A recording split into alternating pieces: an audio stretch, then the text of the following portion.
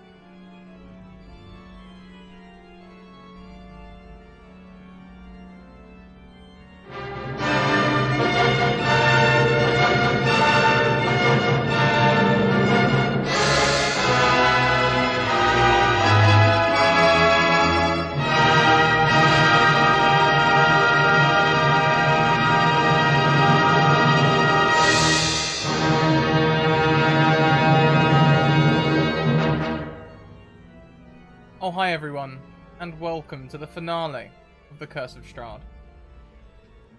Oh, poor Kelly. But I feel bad, but I'm going to do it anyway. Look, it wouldn't be the same if I was making my snacks list for Gen Con! This, by the way, when I figured out technology to join in the green screen before we go live, this is the aftermath effect, is that Kelly just ends up getting bullied instead of me. Anyway, my ears? Oh, from the thing. Okay, cool. Right, cool. So, yeah, this is the last episode. The last one. So, I'll put the links in chat. They're all there. Big thank you to our sponsors, Bird and the Storm Publishing, and Mage Hand Press, who make this all possible. Let's go around and say hello to everyone. We will finish with Kelly, so we'll start with Rachel.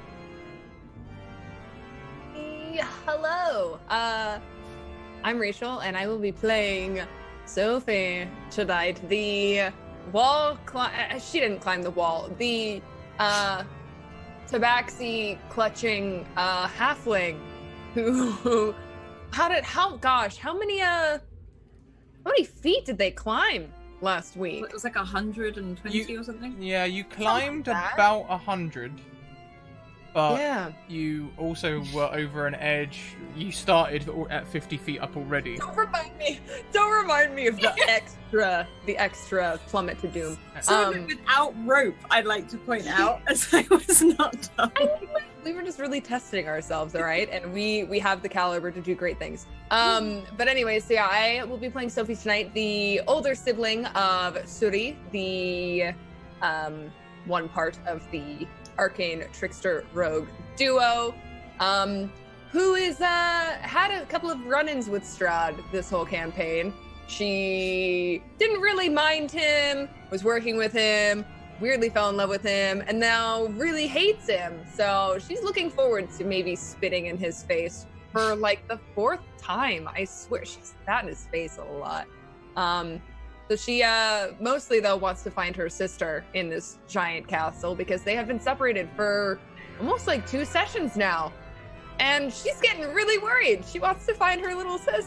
So hopefully they get reunited today and they're both breathing. Let's hope. If I'd have known how much saliva you were going to exchange with Strahd this season, I would have put you in Tatiana's place right at the start. But let's go into my turn now. It wasn't changed. It was a one-way street. Let's go up to Bob next, your partner in crime. Oh, hi. A very terrified Bob, climbed a very scary tower with a very terrified halfling on the back. I'm both excited for this last episode and very sad that it is the last episode. But, like the adult that I am, I want to play all this D&D and I'm going to drink my chocolate milk because there's no beer in the fridge. So, yeah, that's what I'm going to do. And hopefully, Bob, yeah, who's currently disguised as Strahd's girlfriend. So, this should be fun. What can possibly go wrong? What can possibly go wrong? We leave the tallest tower of Castle Ravenloft and plummet all the way down into the catacombs, where we find Suri, or Madame Gandalf. Oh, hi. Oh, hi. I am so excited to bring Suri, the other sibling half of Sophie, and possibly the slightly more obnoxious one. Possibly. I mean, they're both pretty adorably annoying in their own little charming ways. And yeah, Suri is definitely feeling kind of lost if it wasn't for her craving for power without Sophie. But she's kind of missing having that older sibling to tell her, like, no. And without having that older sibling to tell her, no, she's kind of starting to think. And where Sophie was once organizing things with Strahd, now Suri is kind of debating and organizing things with Strahd. She's not the same without her sister. She needs her sister, her big sister, and she definitely is not the same without her. And but she has got Talia. She has got Party Mom trying to tell her, hey, how can we do this? And it kind of, humoring her a bit as we go through the catacombs, but in a way where Sooty might be the head, but Talia is the neck, and she can turn the head whichever way she wants. Kind of thing. That is definitely the relationship there right now. But yeah, I'm happy and sad to be finally hitting Strahd in the butt, but also finally hitting Strahd in the butt. Yeah. Last but most certainly not least, the wonderful A. Kelly Lane. Oh, hi. So I play Talia, who is kind of party mom, but as we saw last week, she has a blind spot when it comes to Suri, apparently. And keeps just not noticing things. Goodness. I have to start by just echoing Alice. So this is actually the finale of my first full campaign ever. So feels I've never actually finished a campaign until today, so anyway, so last week Bob and Sophie climbed a tower for 3 hours. Summary complete. Eventually they got to the top of the tower and they met back up with Mordenkainen, the real one. Maybe. Maybe not. I don't remember. I think he's probably real. He's around here somewhere. Meanwhile, Suri and Talia were being led through the catacombs essentially by the not real Mordenkainen, who was actually Strahd, and Suri got teleported into a pit with all of the undead things. Talia got stabbed in the back by Strahd, quite literally, and nearly died.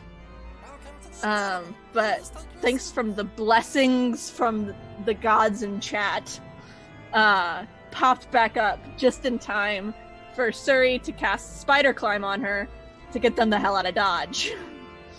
And I think that's it. Suri and Talia made terrible decisions. Bob and Sophie climbed a tower. Yeah. And now we're here. Possibly learnt a bit more about Strahd last week as well. You found the tombs of his brother and family. He has a sentimental streak. Perhaps. Sophie backhanded him on a nat 20. That did happen. 2 weeks in a row. Second nat 20 backhand. Let's do it again. Drew blood. Why don't we start up in the tower then, as Bob has just turned into Tatiana? Mostly so I can bust out my new prop from the Amazon wishlist.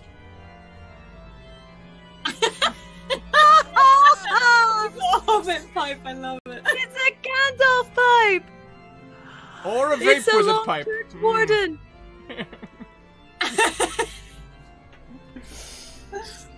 I like how far you have to roll back to, Yeah, it's like, I just put it all on To get the camera. bowl in, yeah, to get the bowl in, I've got to... I've always wanted a proper one. I got a really cheap and nasty one back in the day, but that's a time for a different story. We're still talking about pipes, right? Yeah.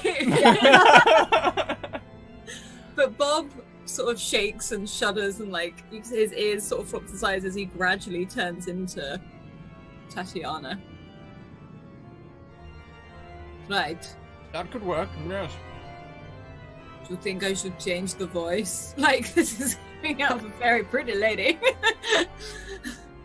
Can you do that? Like, is that like a skill that you have? I mean, I could try. Do it, yeah. I bet it'll be as good as you're lying. What do you sound like? He says he just looks over at Tatiana again. I mean, that wasn't bad, but doesn't sound quite like me.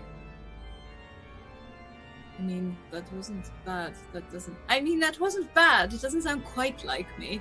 Not terrible. That's good. Yeah, I suppose. It might fool Strahd. I suppose. Okay, your whole body can change, and your voice. Oh, sometimes it goes horrifically wrong. Oh, like, okay, I no, can't go back. I can't It's do so that. weird. Your voice coming out of like that really pretty face is freaking me out. Can you go back? I have a pretty face. Like, please, like, just Oh, touch well, me. I mean, like, Bob, you look great all the time. You're very pretty. She's gonna like lean over to Tatiana. What is it that Bob is? Which Tatiana do you lean to? Bob's. It's like... Anything. Thanks. And she's gonna look at the normal Tatiana and be like, so, you know, you're great looking changeling, all right? Yes, That's so indeed. nice of you to say. She's just feeling very proud of herself for complimenting her friend. So, Okay. So what's the plan? I mean, I could go and say hi to Strahd, basically get us out of here, and then, can we disguise you in any way? Well, I'm not a changeling. No, that's not what I was getting at. I don't think I should be wearing just a waistcoat and trousers. And I have one leg. I need a skirt. And he may notice the leg. what if you guys switch clothes? I have even better. Rather than wearing my mail, which would give the leg away, Strahd still has all of Tatiana's old ball gowns and things. No, and like Bob will walk over to like if there's a wardrobe or something. Why don't you describe the ball gown that you pull out? He's actually probably going to turn to Sophie and be like, this one or this one? I mean, this one has a lot of give and it's very poofy, but it might get in the way. But then it is poofy. It would hide the lack of leg better than the other one, because the other one's rather slimming.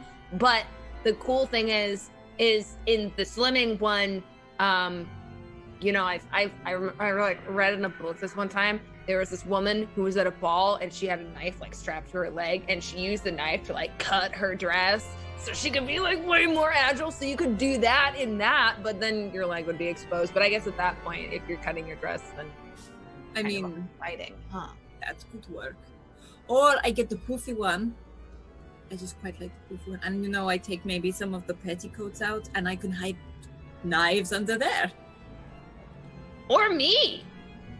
You could go under there. I'm not sure how I feel about that. Molten Kynan, you're gonna have to get under there too. This is big enough. We can't have you walking around. Yeah, exactly. We could fit so many people under that dress, and she doesn't know why this is weird at all. Not as Bob. How much of a replica are you, Bob? I would like to keep my trousers on if I'm wearing a dress, please.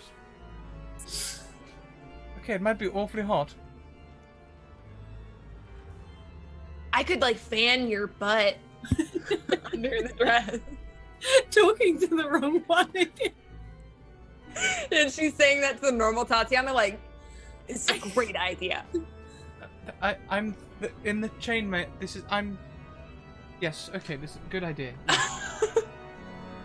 Well, maybe you got. Well, either way, we've got to do something because if he sees two of us, Yeah, do you have like some like makeup? You could like give yourself like a fake finger. I don't Something. wear makeup, but perhaps there's some in the drawers or something. She would like to look around to see if Strahd left any like weird makeup for his like bride to be, because it seems like something he would do.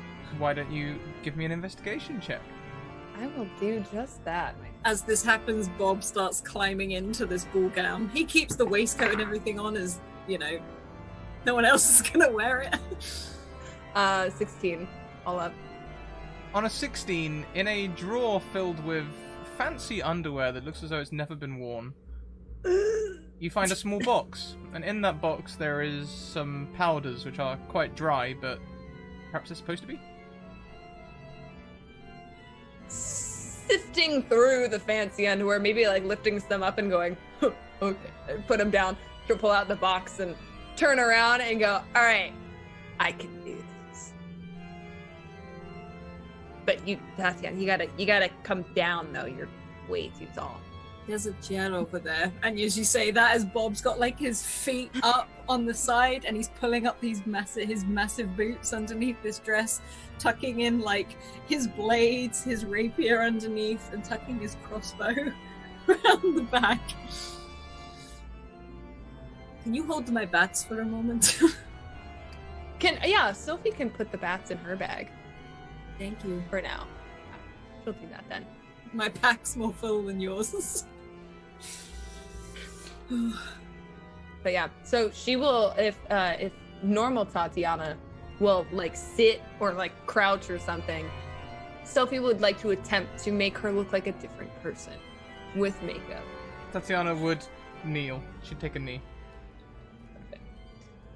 So, yeah, Sophie just kind of Sophie's not good at makeup. Like, you know? So she just kind of like starts roughly like shoving her hair like out of her face and like grabbing her and just going, And she like does that stupid artist thing, just like this in her face, like, okay, yeah, I know. And she'll grab the makeup and just start like slapping it on and just trying to like it's like really bad like stage makeup where she's trying to make her bone structure look completely different. Maybe giving her like a fake beard, like a unibrow kind of thing going on, just all of the just really extra. The extreme contouring. Yeah, really extreme contour. Do you have disguise kit in your tools? Which is that in? Would that be in a burglar's pack or a thieves' tools? No, it's its own separate kit. Separate thing. Yeah. I do not. That's fine. In that case, why don't we put this down to a performance check? Alright, I can do that. Okay, not bad. I rolled a 19 and my performance is +3. Okay, so yeah, you do a significant job. You can make her look like maybe she's got a sullen brow with a unibrow on it. Why don't you describe it? How exactly does she look afterwards? Oh man, so she's got that really sullen brow. She looks very angry, just like this big shadow hanging over her eyes. And Sophie just went really ham on the cheekbones. So like she just looks like she hasn't eaten in like a month kind of thing. They're deep, they're dark. She's gone in on the nose, made it look really long and skinny, put some highlighter on the tip so it looks super sharp. She's gone in and like maybe like colored over her upper lip, so it just looks like she's got no upper lip going on.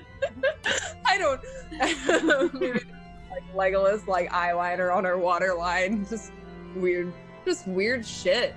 Really weird shit. And then like some kind of weird, like she did some kind of weird shading with the makeup on her face. So it looks like a 5 o'clock shadow from like far away, but you get too close and you're like, that's not 3D. Did any of you ever mess around with the Oblivion character creator shades? And you could make it really dark and stuff, but it just looks strange? That's what she did. Exactly that. So from far away, you're like, oh, that's a nice beard. And you get up close and you're like, that's weird skin. What is happening there? So, yeah. And she'll sit back and just kind of, ta-da! She points to Bob and Mordecai. Pretty good, right? Now, can you please make me a wisdom saving throw? Yes. 6. On a 6, Bob, would you have stopped Sophie once she started colouring in your face after all this confusion with which one? He thought he was having his makeup done. He was just like...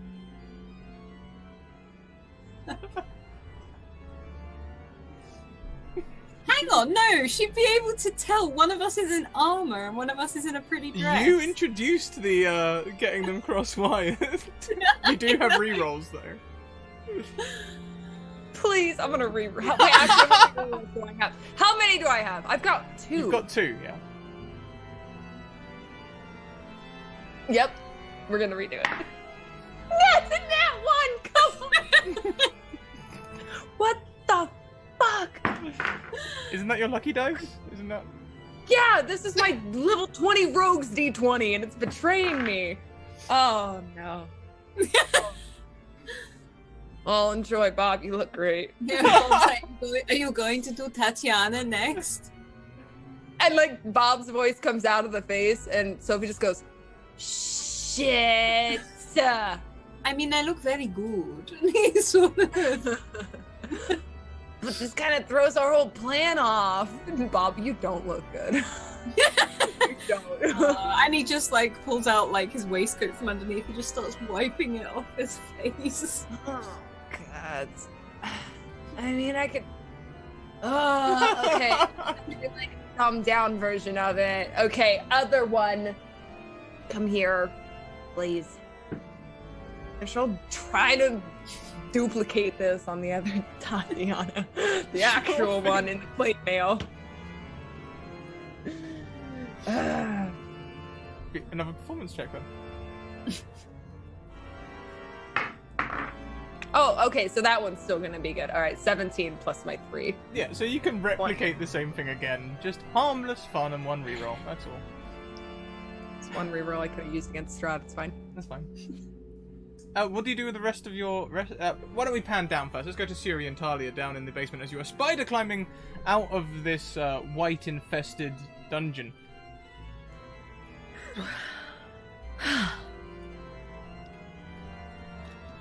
The crypt door was still closed. We didn't go through the crypt door, did we, at the end? No. Oh, I think we left it with still climbing, I think, out, but... Yep. That's what I remember. Let that happen. I'm back. Yep. So, Suri's just holding on. Mummy spider and the spiderling. Oh, just don't look down. Whatever you do, just don't look down. I made that mistake, and you do not want to look down. Why did you do that? I wanted to make sure we were not about to get followed by those damn things. Well, I think we're almost out of this.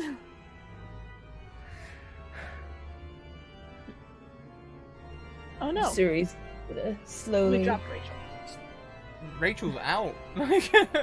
Done. Peace. That Quit. wisdom check was one step too far. My scene. Done.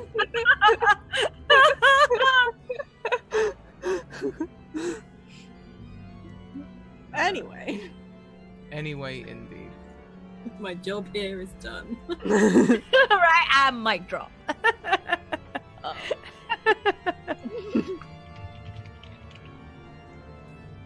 Shall we wait till she returns? Ooh, that looks pretty serious. My computer often does that with Windows when it needs to do an update. Windows seems to love to do a insta crash, so you. Oh no! Looks like there's a problem. We better restart. What a shame. God damn it, Windows. God damn it. Thank you, Windows. We really appreciate it. Welcome to the academy. Wait, there is to me. So wait, so does that mean I could kind of do this like da da da da da da da da da da da da da? tonight, one time only, playing the roles of both Sophie and Suri. Right, we're siblings. We're meant to look alike, right? So wait, over this way, I think I am. Wait, that totally worked. Sorry, I just saw it on stream. It totally worked. It totally worked. All right, so this side I am Sophie, and then this side, Suri! you know, you could totally tell. Hey. Hey. Okay. Alex. And now I am Sophie. Yeah. Let me get a hot fix on that for you. Rachel, Madam was taking a moment to play both of you. Because I was on both of your windows. I just ended up doing the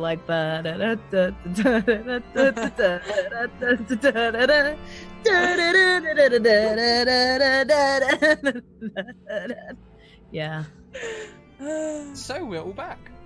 Okay. Rachel, you didn't miss anything. We were so shocked at your disappearance that we sort of held on.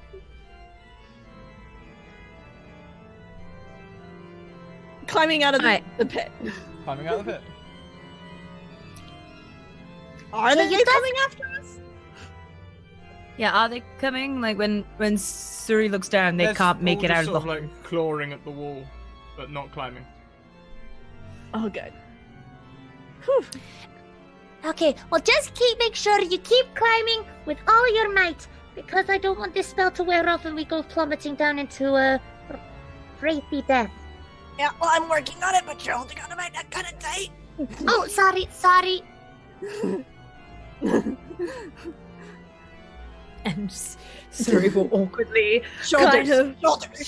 climb, reposition, like she'll go backpack mode.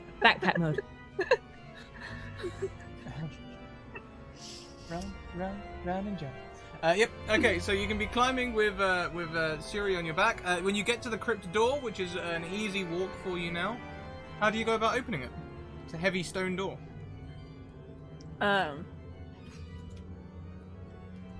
Like, is there any obvious way to open it, or is it just like super heavy? Heavy. Can I investigate said door first? Of course you can. If we're pausing at the door, I feel like I should take a closer look at it before shoving it open. Yes, a little inspection might be called for here. On a 15, you can tell that this door was made for one-way passage. There's probably some rings for which you can pull the door out, but you know, what with there not being any floor in front of it and it being so high up, it seems as though it was not designed to be opened from this side. However, it does just seem there's no hinges or anything, so it just looks like a solid slab sitting in a door frame.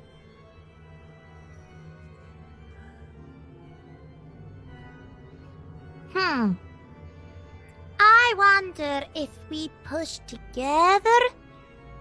Is there anywhere we can really get purchase, or is it just kind of us?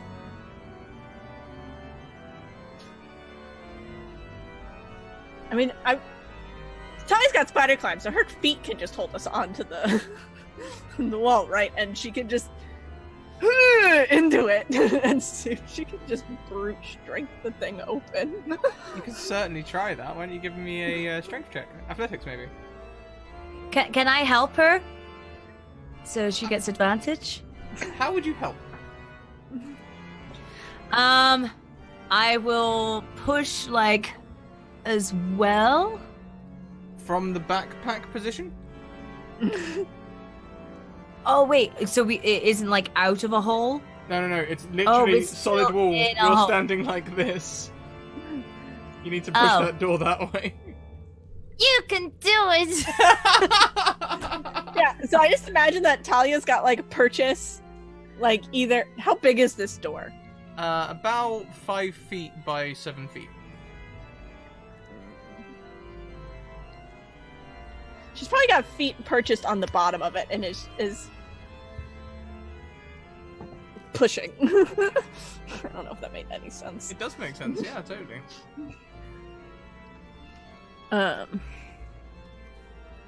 What am I doing? Athletics. 16? On a 16, you can push the door quite neatly. Are you standing at the bottom of the door and pushing in the center of the base, or are you pushing center left, center right? Probably... If the door seems to swing out, probably on the right-hand side of the door, because logically that would... Right? No.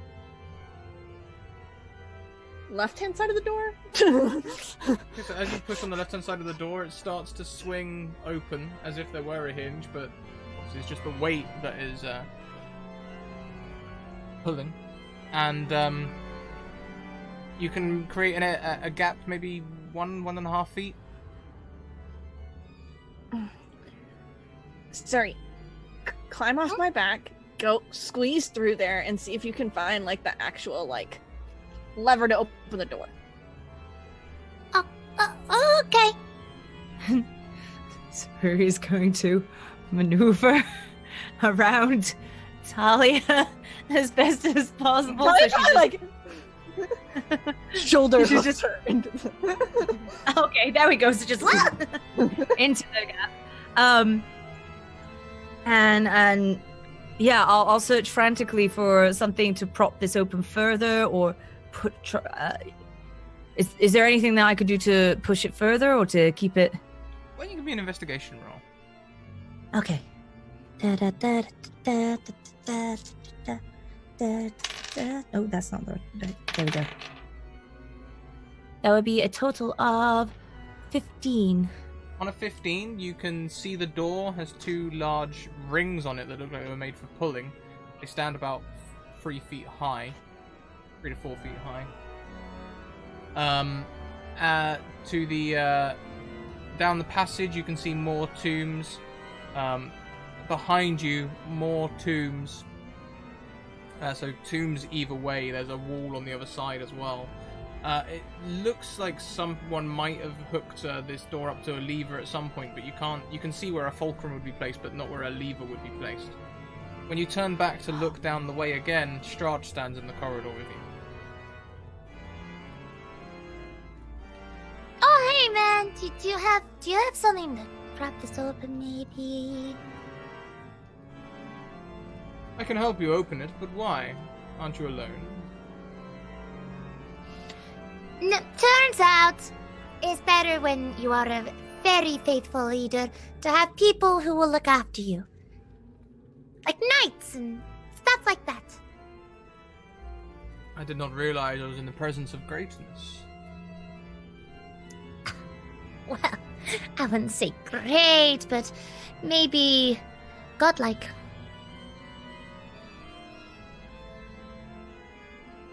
Perhaps, yes, indeed. Finding a fulcrum should be easy. There's one just over this way. Would you come with me?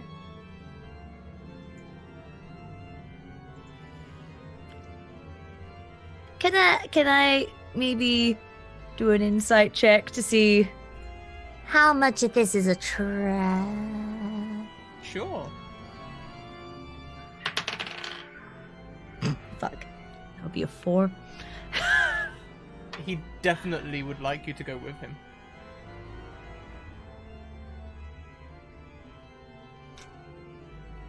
Talia, I'm going to try and find the fulcrum. Just look for like a lever or something. Yeah. Can you hurry up? I don't know how much longer this spell is gonna last. That's what I'm scared about.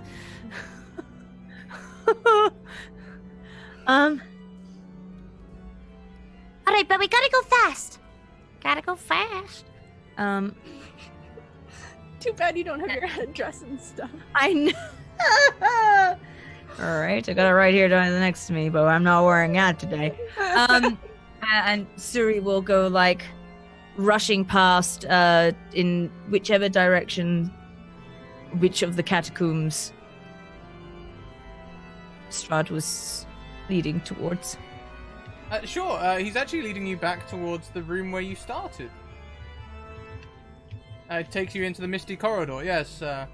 Just upstairs, beyond the chamber you slept in last night, there is a handy candelabra we could use as a lever.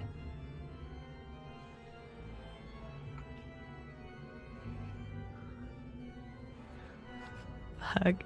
Player me really doesn't want to go ahead, but I rolled bad, so I guess I'm currently believing everything he's saying. So, Talia. All right, I'll go ahead. No, she's running though. She's running as fast as she can. No matter how fast you run, Strahd seems to glide beside you. It's like his pace can match your run. Are you a fan of wine? Wow, you're real fast, mister. Are you a fan of wine, Suri? I mean, I do partake in the odd wine stories. I have a reasonably nice vintage upstairs as well. Perhaps we could grab a quick glass whilst we're grabbing the lever. Well, I really need to get back to Talia as soon as possible. Oh yes, of course. We'll make sure there's plenty of time to get back to Talia. Fucking hell.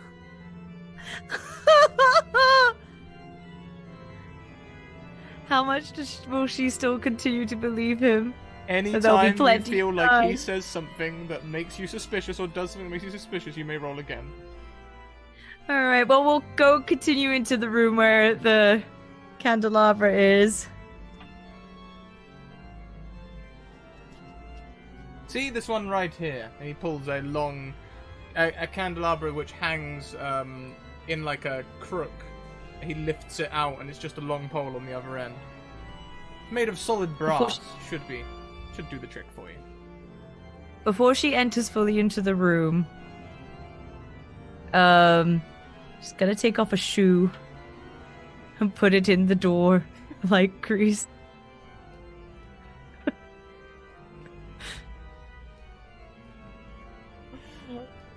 Like a student who's forgotten their keys.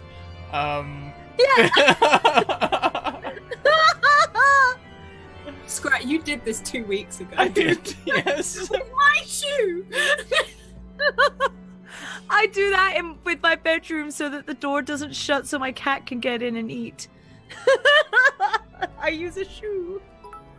Oh hey, thank you very much, Mirror Shadows, who donates 1,000 bits. One auto success. I'm afraid that's not quite how it works, but I can give some D6s.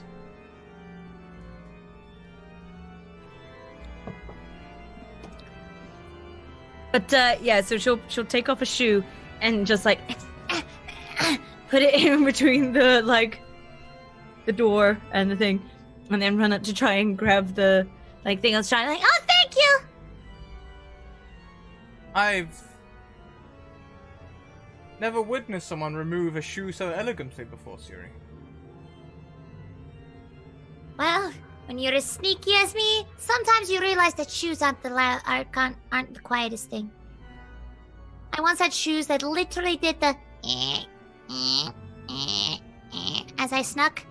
Sophie told me that I was sneaking bad, so I learned to remove shoes. Makes a lot of sense.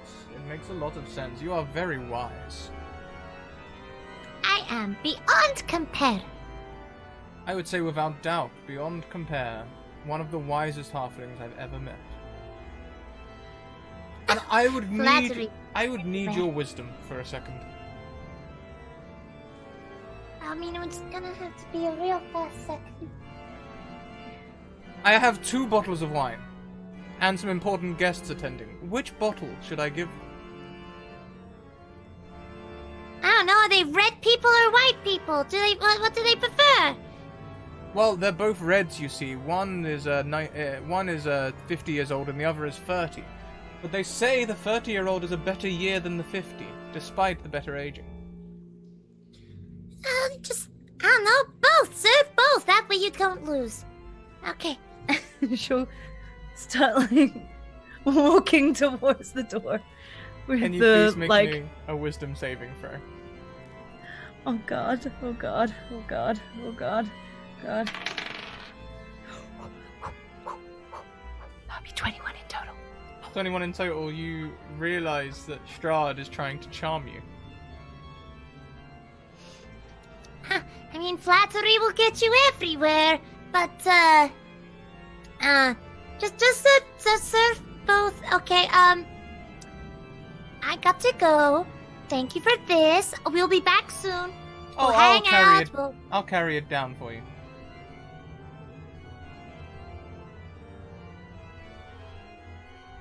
Can I roll again? Of course you can. That would be a 12 in total. Seems genuine, just helping you out. God damn it, I hate this so much. Wait, can I reroll? I want to reroll. You can reroll, yeah. Or you've got a D6 to spend. A D6. Okay, so that adds to it, right? Yeah, that adds to it. Okay. That would make it, wait, math. That would make it a 17. On a 17, you can tell that Strahd is delaying for time. you know, I am a strong and confident woman who don't need no vampire. That's very evident. I'll accompany you anyway. Well, sure, you can follow, but... She'll awkwardly put her shoe back on with one hand and move. Like, No, I'm good.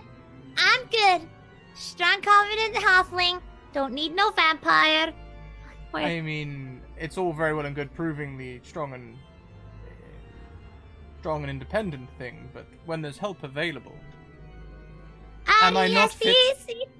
Am I not fit to put the shoe on your foot, Siri? What, do you have a foot fetish or something? Not at all. I'm just wondering exactly how our relationship will be once we are co-owning Barovia. Oh, well, basically, I guess I would say you wouldn't have to put my shoes on. That's probably a good thing. You know? Like, I don't want to put your shoes on, you don't have to put my shoes on, and we can just keep walking down these stairs, just us. Clearly things are very different in the time where you are from, and again, while you're running, gliding beside you. Okay, well, you must work out a lot, huh? Yeah. This is a tiring work. Something But- like that. You know, strong, confident halfling. Alright. Are you getting tired? Nope! nope. Just never had to drag a pole this long.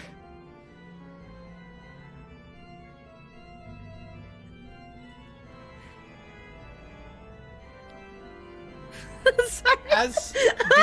Do you turn your back on him as you approach? Most likely, yeah. Well, as we get closer to going through the tunnel again, where she can see the thing, she'll probably forget that Strahd is no longer next to her. He will take you by the shoulders. Strahd, we're going that way? He's grappling you. Would you try and break free, or... It's this way, don't you realise? It's just around this way, and he starts turning you right. Yeah, she'll try and grapple. Hopefully, like mostly just trying to turn around to see him. But the pole is over her shoulder, so if she did do fast enough of a turn, I'd hope that he gets smacked across the face with the pole. Let's have some opposed athletics. Oh gosh. You can use acrobatics as well, because rogue. Okay, acrobatics then I'll use, because that gives me a bit of a higher yeah. That makes it a 10. Oh wait, I have another d6. Thank you so much. Can I add it? I'm grabbing a d6. You gonna add a d6? 16 total then. 16. I might use my reroll. Nat 20!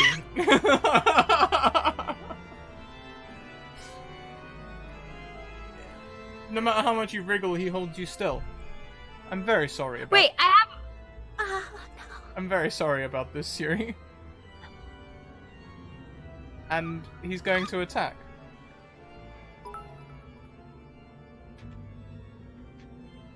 As from behind, he sinks his teeth into your neck. Does a 28 hit you?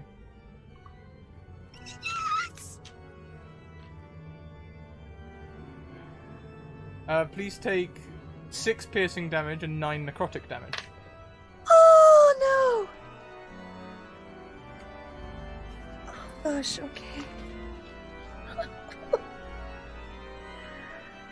Also, your maximum hit points will be permanently reduced by 9 points. Excuse me, I didn't mean to burp and react.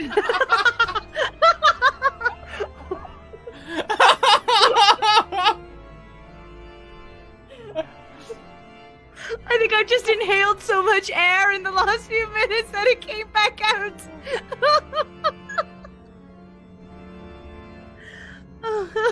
Could you please roll an initiative? We have 12 seconds, I think, until the spider climb on Talia wears off. Although, Talia, during this minute cast time, I think it was a minute, wasn't it? Yes, I believe so. Yeah, is there any way I can keep trying to open the door? Whatever Or the squeeze casting through it time is, myself? yeah. Whatever the casting time is, I'd like it to be 12 seconds left. Yeah, you can be trying to open the door. Why don't you give us an athletics check to sum up your efforts over this time? Oh god, this feels like a lot of pressure in one roll. Good, I got rerolls. Okay. 15. I'm On gonna a leave it 15, at I think you could have, like, nudged it far enough that you can start squeezing your way out, especially if you heard Siri talking to someone.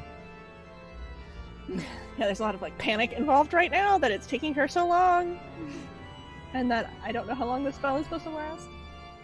So am I, like, can I at least get my feet so that they're on the platform they're on the floor?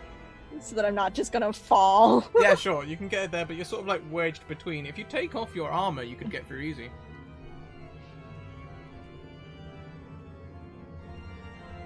Can I get a head around to see what's going on first? You can just see Tomb going down one way. It's pretty clear. But I don't see Suri anywhere. No. Although, Shiri, would you cry out when Strahd bites you? Most likely, yeah. Let's check that, actually. Because his second attack would be another charm wave, so could you wisdom save, and let's see if actually this bite feels quite nice.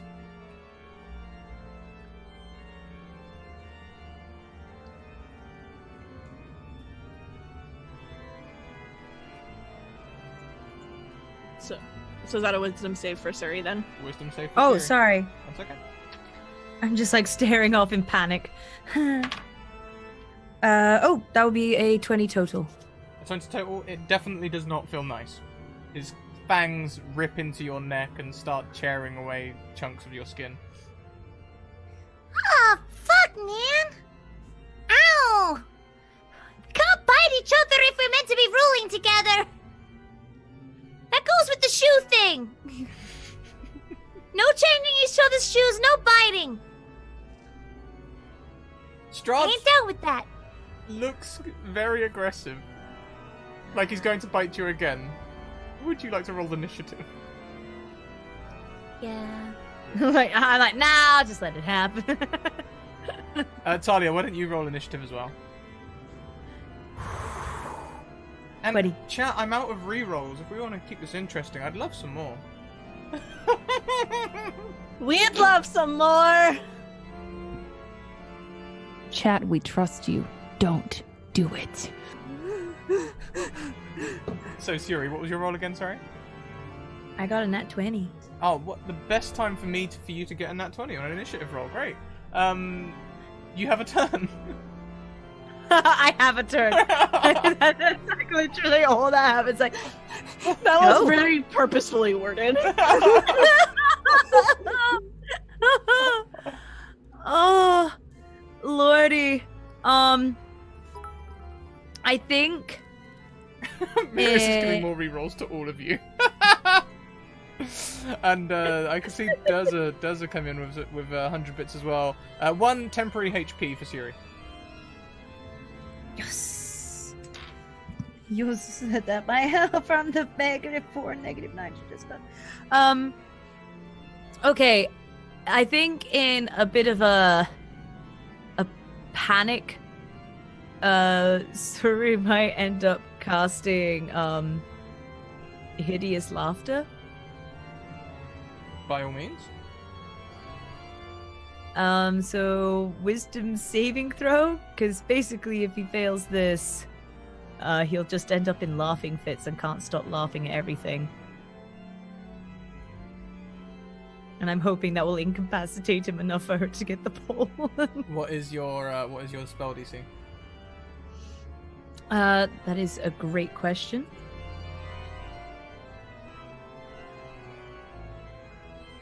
Oh gosh, hang on, sorry. It's always that page that I never have handy. I believe, if I remember correctly from last week, it was 17. 17. So Total. Strahd fails, but he chooses to succeed. Wow, all this gold is for me. Is this a Strahd power? Is this a Strahd power right I'm here? afraid he has legendary powers, yes. I'm about to say that sounds like a legendary action to me. It is a legendary action. He decides to pass instead. Thank you very much, Potato Hollow, who gives me 2 rerolls. Potato Hollow, why? We're gonna have a very serious discussion. Right, Potato Hollow, after this, we're all sitting down and talking to you individually, one by one. Oh, lordy.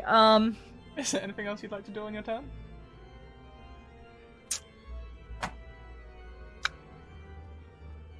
No.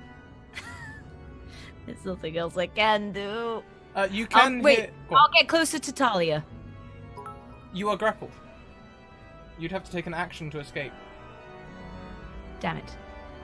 Then I'll wait. What is it that makes it like really hard for people to actually like grapple you? Is it wriggling or going as stiff as a plank? Can't remember which one it was. We're already wriggling a lot. I'll just wriggle. I mean, I'll probably never know. Mirrors comes in with another set of rerolls for everyone.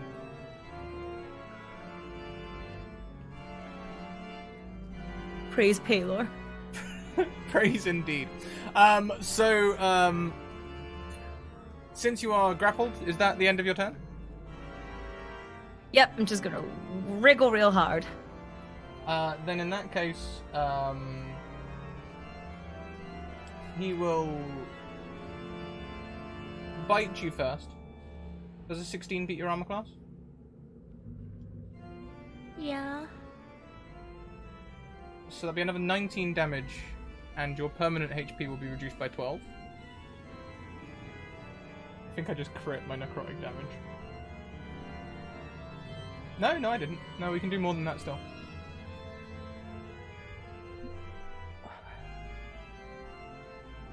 And we go... Oh, actually, no, he does have a second attack as well. How are you looking? I'm like barely standing. Like I have 2 HP. So as a second attack, he turns you around to face him, still grappled, looks you in the eye and says, "There's no need for this violence, Fury. Join me." Wisdom save. That's the thing I have a -1 in.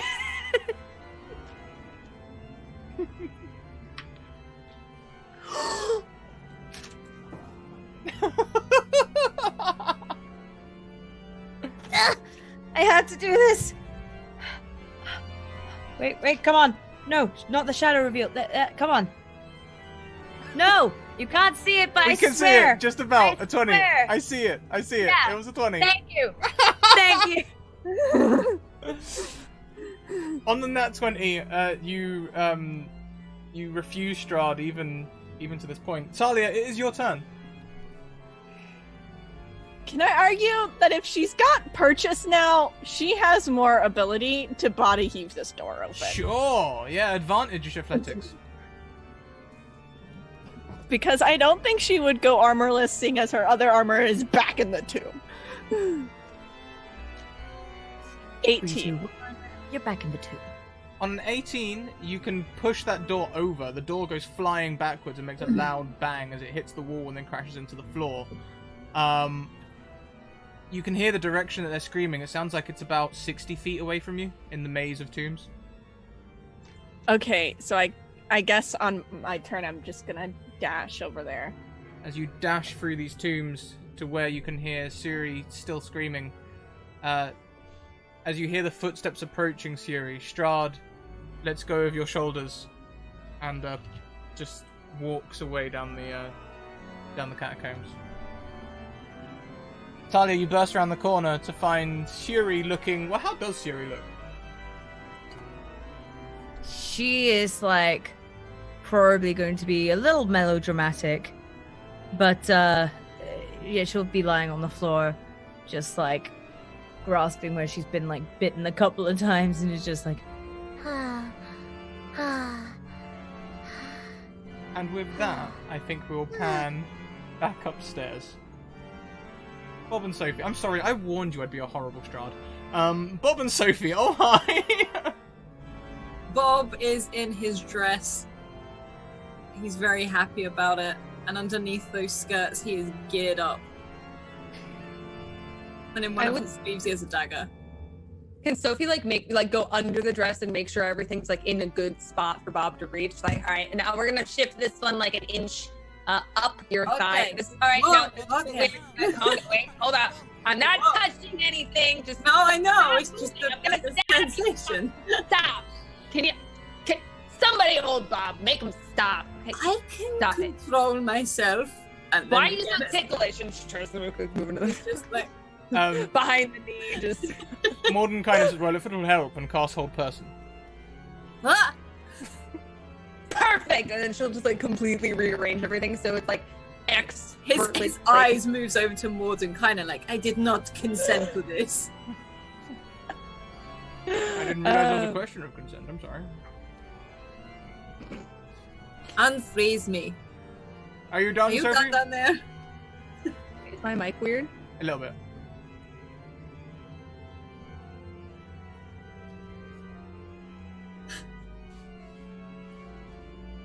Are we done? Oh. Yeah, we're good. We're good. Okay. And she'll make her way out from under the dress tent, just be like, lifts up the stair. God.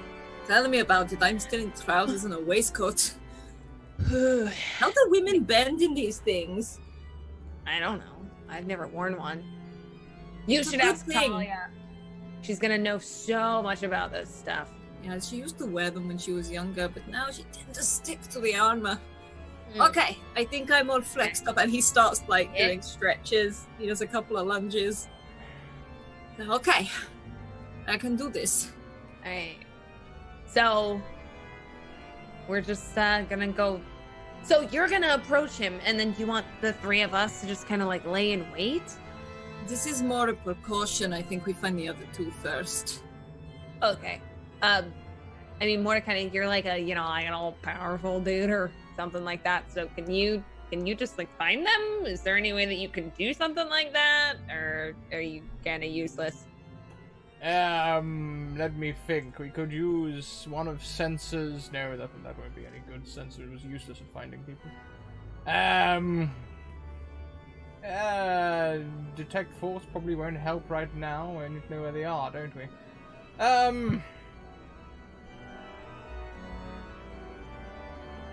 Right. You know how you were asking about consent? How important is that to you in this moment? It depends on what you're going to do.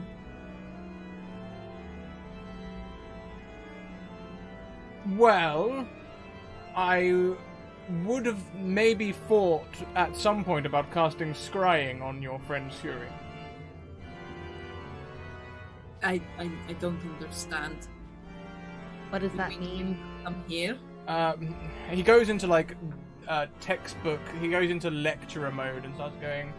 Using the Scrying spell of the Divination School, one can cast, if you take 10 minutes to do so, for example, when your subject is sleeping, you can see and hear a particular creature you choose that is on the same plane of existence as you. The target must make a wisdom saving throw, if they're awake, which is modified by how well you know the target and the sort of physical connection that you have to it. So we've known Siri for a little while. If a target knows you're casting the spell, it can fail to save a throw. It can fail voluntarily. If it wants to be observed, it gets easy. Like I say, it gets easier if you know each other. Essentially, on a failed save, the spell creates an invisible sensor within 10 feet of the target. You can see and hear through the sensor as if you were there. The sensor moves with the target, remaining within 10 feet of it for the duration. A creature that can see invisible objects sees the sensor as a luminous orb. So hang on, wait. What the hell did you say? Can you get us to Suri and Talia or not? Yes, I can. Then do it. Yeah, he waves his hand in the air like he's wiping a window. And as he does so, you can see the image of Suri and Talia as Suri is on the floor bleeding heavily. And Talia rushes up to her. Is this right now? Like, and he sort of tries to reach. Yeah, Sophie almost like you would a window like put her face against it, and she's like, "Sorry." You would go straight through it, like, not like Yeah, into so the I catacomb. kind of like stumble through and then spin back around and look at it. Yeah, I think Bob, even though I am still Tatiana in a dress, sort of falls through as well. He's like, oh my god, what happened to Suri? It would seem that Strahd has been preying on them. Wait a minute, you're telling me Strahd did that to her? Well, I mean, bites to the neck. It could have been one of his thralls, I suppose. I'm gonna kill that asshole.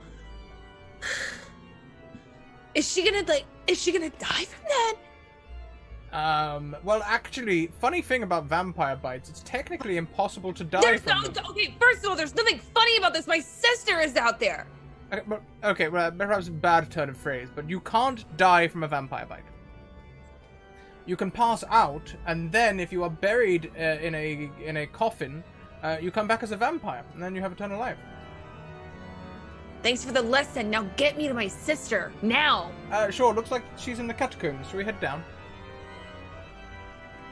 Now, we go now. Yeah, she's just gonna roll her eyes at how nonchalant he's being and just run out the door. Picks up his skirts and runs off. And you start descending the stairs, seeing your haste. Strahd. There it is again. Mordenkainen decides to fly. So he's just like floating ahead of you, just ahead of running pace. Oh, I want to throw a rock at him so bad. We fought all the way through here, me and that Strahd, but it was just an apparition. Well, either way, how far away are we? Well, let's see. We're in a tower about 150 feet high. They're in the catacombs, probably about 40 feet low. I've pulled also the other Tatiana with a beard. With You me. seem like you are in great haste. It could take us hours to navigate our way through the mansion, but if you let me cast a circle for 10 minutes, I could teleport us back to that amber room, which was very near the catacombs. Yes, whatever gets us to them quicker. Why are you still talking? Do it now. Yes, it is. And he pulls out some chalk and throws it on the floor, and starts prestidigitating it around to draw runes on the floor. This will take about 10 minutes. Sophie's just gonna pace back and forth, back and forth, back and forth the whole time. Would you like me to keep the window open? Actually wringing his dress. Like... If I keep the window open, you can see what they're up to. Yeah. Yes. And why don't we look through the window at what Talia and Siri are up to?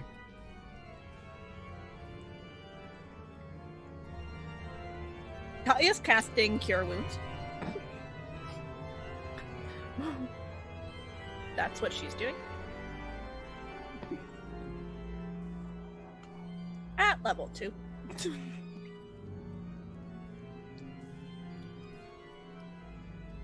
Really?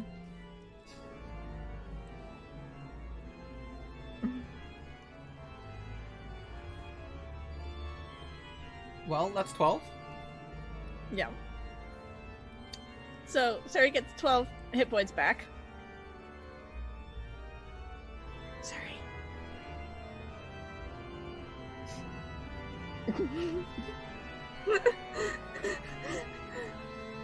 So, Sari 12 gets hit points back. Booyah!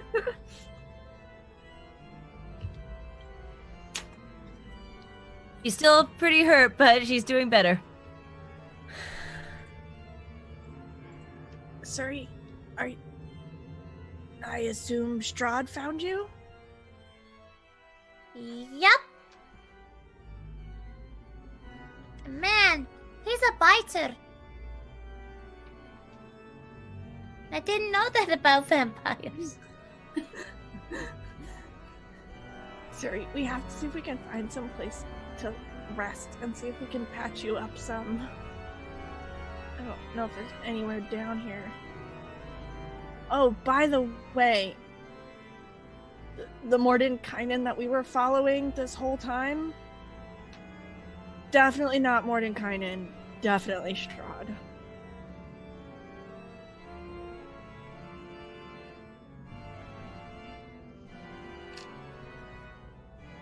Wait, so Mordekainen is Strahd now? Just that. No, Strahd was pretending to be Mordenkainen. Ah, bugger me. Yeah, so I don't even know. I have no idea where we are. We could be anywhere. Well, Do I remember which way Strahd took me? Oh wait, that led us back to the beginning, didn't it? Yes. And you're quite close to it. You're barely in the catacombs before they grabbed you. so And I could probably remember which way Yeah, he definitely. took. Okay. As So- you walk, Talia, what's your passive? My passive is 11. Just about catch the name Darken over one of these tombs. And she's a hard stop. And back up. It's like a double take. It's not your mother's name, it's not your father's name, it's older.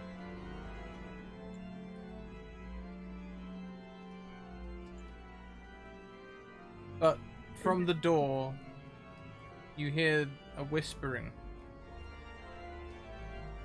Do you listen? Yes. As you get closer, you can't really hear it. It's not until you literally touch the catacomb door that suddenly these whispers explode into your mind.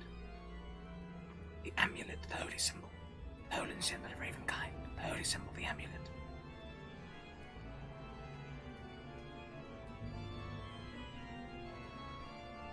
Does she feel like this is something she could talk back to? You could try. We haven't gotten to rest. I haven't gotten to attune it to myself. You must. I need time with it. And she'll turn to Suri and she'll just be like, do you think you could remember? You said you knew the way back to the beginning. Do you think we could remember where that room that we first showed up in? We were able to rest there.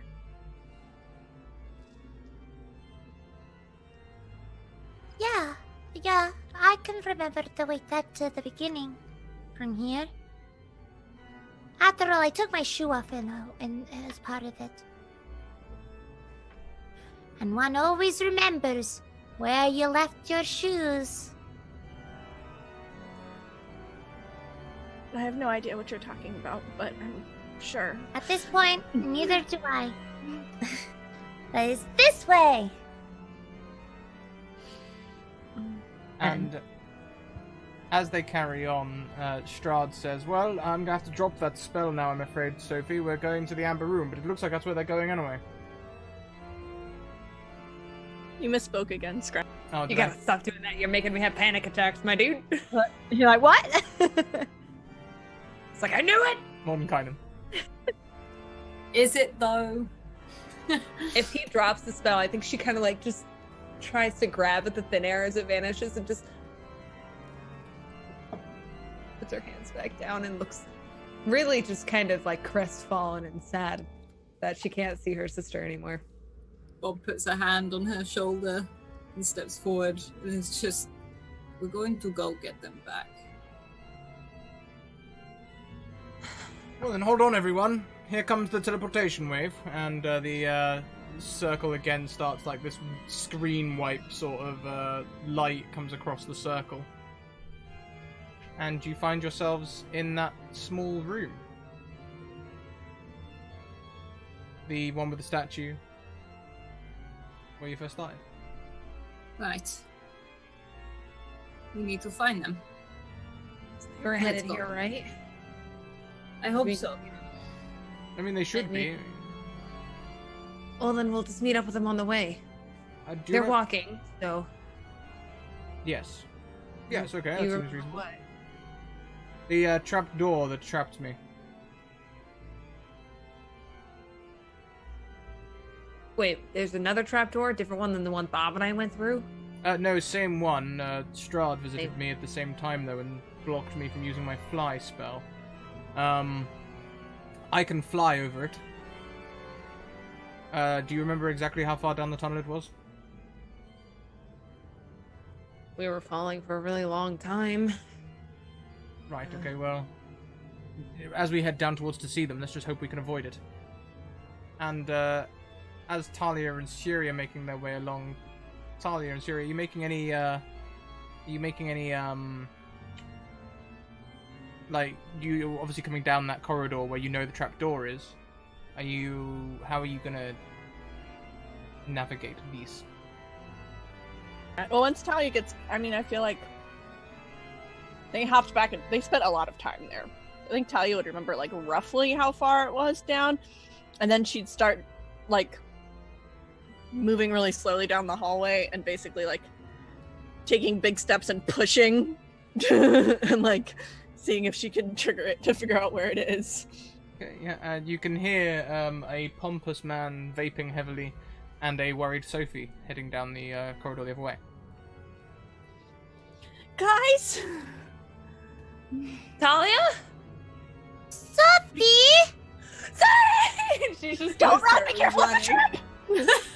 Can she, as she starts running, but then she hears Talia yell that and then, like, observe, like, stop, feet, where are you? Yeah, you'll hear like that. Pretty And you know much. that like cartoon screech on the thing. Can they see each other? You can see each other, yeah. But there's a trap between us. Mhm. Somewhere. And I still look like Tatiana, That we right? can't As I see. walk around the corner. Okay. So she goes, Sophie? Or, sorry, wrong name, that's me. 30, don't move. Don't move, okay? I got this. And can she, like, I don't know, she's a halfling. They always have rocks, I mean, like, in the Lord of the Rings universe. Does she just have, like, some pebbles in her backpack that she can, like, throw at the ground to see if she can trigger anything? Oh my god, you know, I've just realized that a freaking halfling, every time I've rolled a nat 1, I could have re-rolled. Oh, shit! 6 months! Last episode. 6 months! In 6 months of a I campaign, rolled and that now one you're earlier! Thank you very much, Strahd Redemption Arc, is what they're calling themselves, who donates 2 rerolls to me. I played a halfling for 2 years, and I forgot that. I always Okay, so can she, would that do anything if she threw them with enough force to maybe see if she could trigger it? If she, like, threw... You can throw the stones nearly all the way to Suri. It doesn't trigger.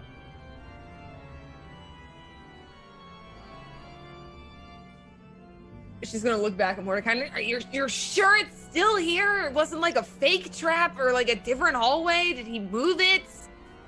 I, as much as Strahd is the land, I don't think he has the power over the ability to move solid stone.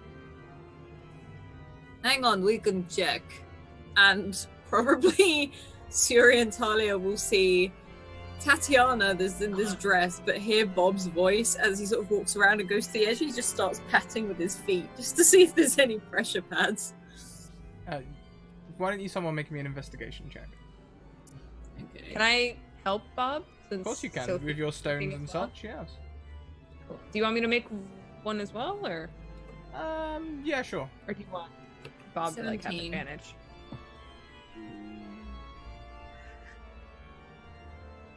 Between the two of you, you find it. You help. Okay. Okay, I've got it. It's about there. And he just points down at his toe where there's like, you can just see a line. So Sophie's gonna like look at that, hold her finger up at Suri, inch her around it, and as soon as she's past it, she bolts and just grabs her sister in just the biggest hug that she can. And since she's a little bit taller, I think she could like lift her up and just kind of like spins her around. So, if you ever leave my sight again, I'm tying you up and you're never going anywhere. Do you hear me? Never, ever, ever, ever, ever, ever. I'm so worried about you. And she's just gonna start crying. Are you okay? We looked through the window and there was so much blood. What the hell? Why were you bleeding? What did you do? So it turns out Strahd, you know, the big blah, he's a bit of a biter. Yeah, he got me twice, like right here. What? Just like, Yeah, first first he really wanted to touch my feet, now he bites me. That guy's into weird things. Yeah, of course. Why would you talk to him? Well, he was kind of helping me trying to save Talia. No! Do you remember when he was helping me try to save you guys, and it turns out he was just a huge dick? Well, yeah, but he was really convincing. Oh no, Suri, honey, no. No, God. Plus, he said I could roll with him. What? I don't know, it's really appealing. Have you seen this place? It's bigger than anything we've ever been in. She's gonna put her hands on her sister's shoulders. Do you want to explain that to me again? And she's got the full big sister vibe going on, like... Strahd said that he and I could rule together, and I could be the next leader of, Barovia? Let me get this straight. You thought that was a good idea. I've always wanted to be a leader. Suri! What is wrong with you? This is... He's trying to kill all of us! Oh, Barovia, man, is weird. When we get home. You're doing chores for a week. I know we don't have a home to do chores in, but we're gonna get one and I'm gonna make you clean all of it, top to bottom. Oh, man. Hi, Talia. As I just, you see Tatiana like waving with one voice, and this other woman he pulls around the corner. Hello. Well, just as a man. Hello. Talia would be used to Bob. I'm in full dress. Like, normally you just see him in his own clothes. He's in a full dress. He's like, Yeah. Look what we found. Yeah, but given how things have been going, I don't think Talia would be super surprised at any of this. We found. Look who we found. Oh my God, you found her. We climbed the whole tower for it. We The climbed stairs. We climbed the stairs. Tower at all. No, we did climb it, but we used the stairs like normal people. With a rail. Sweet. That sounds very safe. It was. I'm just glad we found you guys again. So I really love this very touching reunion that's happening right now, and it's very sweet. And Bob, I would give you a hug, but I know you're not much of a hugger. But Suri's kind of bleeding from her neck. Oh, yeah, I got bit, you see, like right here. Twice! Bite you. I mean, I tried.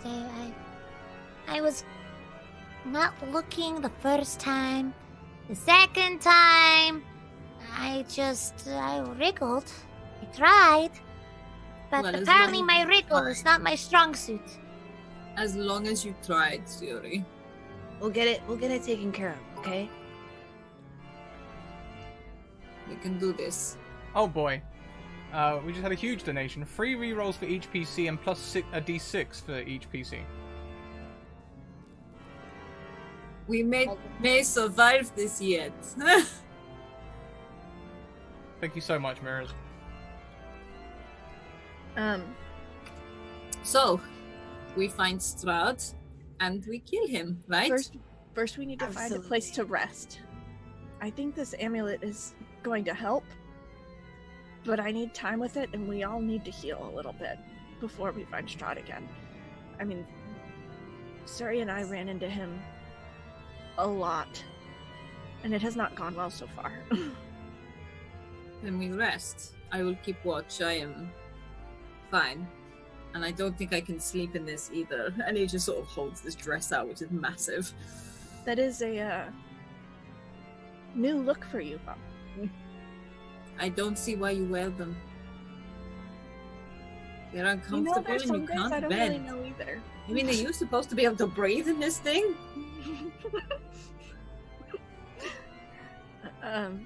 I don't think. I think that's kind of the point. That you can't really breathe. I think so. And he sort of shuffles along the side as well. And he very quickly gives Talia a hug, but a very quick one. And it's just like, I'm glad you're okay. I'm glad you're okay too. And Talia's gonna take a second and look between Bob and Tatiana and like look at their makeup. I have got rid of my makeup. I got rid of it. Bob looks that you do this. He's like, I'm the pretty one.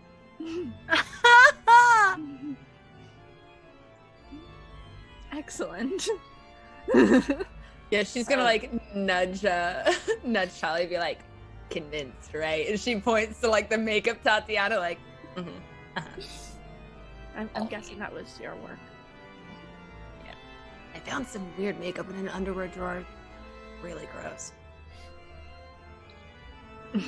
We should get some rest. And I think Talia would try and lead the group back to the room. Okay, we'll let you navigate the trap. You've navigated it several times now. Now you know its location. We'll say it's second nature for you to navigate it. I've jumped it like 4 times now. So you can get back to that room where the statue was. Before we sleep, if we manage to kill Strahd, we have to get to his tomb and kill the body. If we kill him, he will disapparate back to his, or mysticate himself back to his coffin. So we need to get all the. Well, we thought we were getting close, but we were following not you. So I'm not even confident that we know where it is. No, I feel like you were on the right track. What else did you find there? And he would question you about finding the brother and the mother and father's tomb and stuff. And throughout your conversation, he'd probably say, well, no, I think those teleportation things are guards over his personal resting place. So we were right there. Pretty much. We just need to Still, we figure out have how to get- kill Strahd to get him there first. Then he's weakened. Only then can he be destroyed once more. So we have to kill him twice. Essentially, but the second time he will be asleep and helpless. I read in that tome that if we, there's all that lore about vampires and wooden stakes and all of that stuff, but I read in that tome that if we can stake him, then at least he can't bop around like he keeps doing. He can't just poof from one place to the next. He does seem to have a habit of doing it.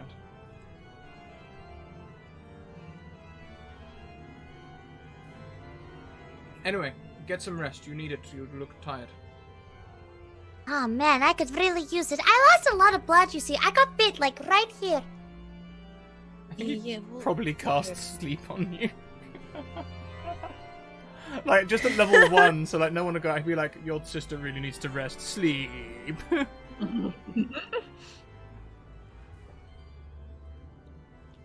I think Sophie would cuddle up to her sister's sleeping form and just kind of like hold her and like fall asleep. I think. But like it's like like she's like got her arms like protectively around her just while she's sleeping. Bob sort of almost tries to work out how to sit down and just flops back, and you can just see like all these petticoats and these 2 legs stick out with just these huge boots, and you can probably hear a bit of a clang as you can hear all the weaponry that's underneath, and just props himself up against the wall. One leg. One leg. His one leg. He has 2. He counts his wooden one. I too should get some Don't sleep. take this away from him. I too should get some sleep. Bob, Tatiana, you'll be okay keeping watch, right? I can watch. I'm all good. Oh god, I should get back up again then. And he just tries to start, like, heaving himself back up in this dress. And, yeah, he puts himself down ready to go to sleep. Bob stands right by the door.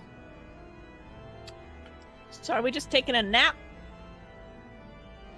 Are we Or a full rest. Full rest. Why don't we find out? Talia, as you close your eyes, you get a barrage of senses. Normally you drift easily into that place where you can speak with your forefathers and other relatives. This time there is a cacophony of wails that barrage you as soon as you leave consciousness.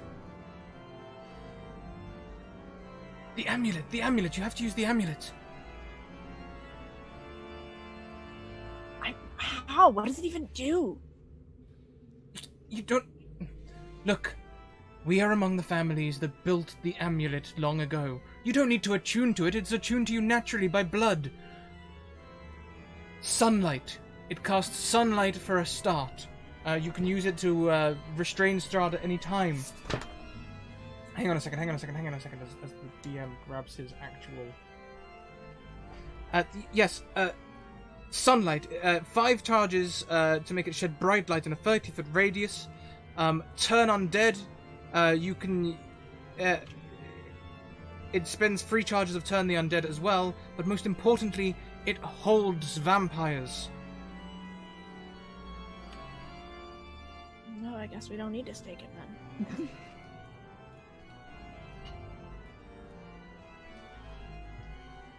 As long as he's within 30 feet, he has a chance to resist, but you can paralyze Strahd for up to a minute.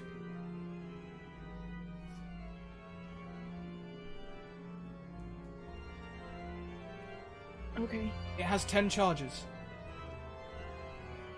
Now what are you doing sleeping in Strahd's castle? Well, we have to get some kind of rest. He's in the room with you. Yeah, well, he's been in the room with us the whole frickin' time. Bob and Tatiana. Yes. He's practicing his voice.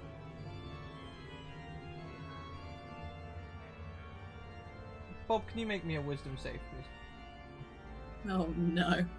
I'm not very wisdomous. So much so I can't find it. There we go. 16? 16 is 1 point below the 17. You have d6s, you have rerolls. I would like to roll a d6. If this is for charm. Mm-hmm. Oh yes, you are also... She can't be. Cursed paladins. Need to separate you off again. Best class for Strahd. The, so instead of the charm then, you hear, it doesn't matter, you can't be charmed. You hear from a way away, Tatiana. Bob perks up and is like, yes? Tatiana, come here. Sounds like Strahd. Where are you? Just down the hall. Why?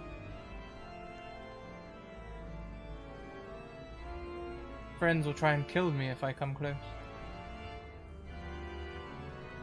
Then don't come close at all.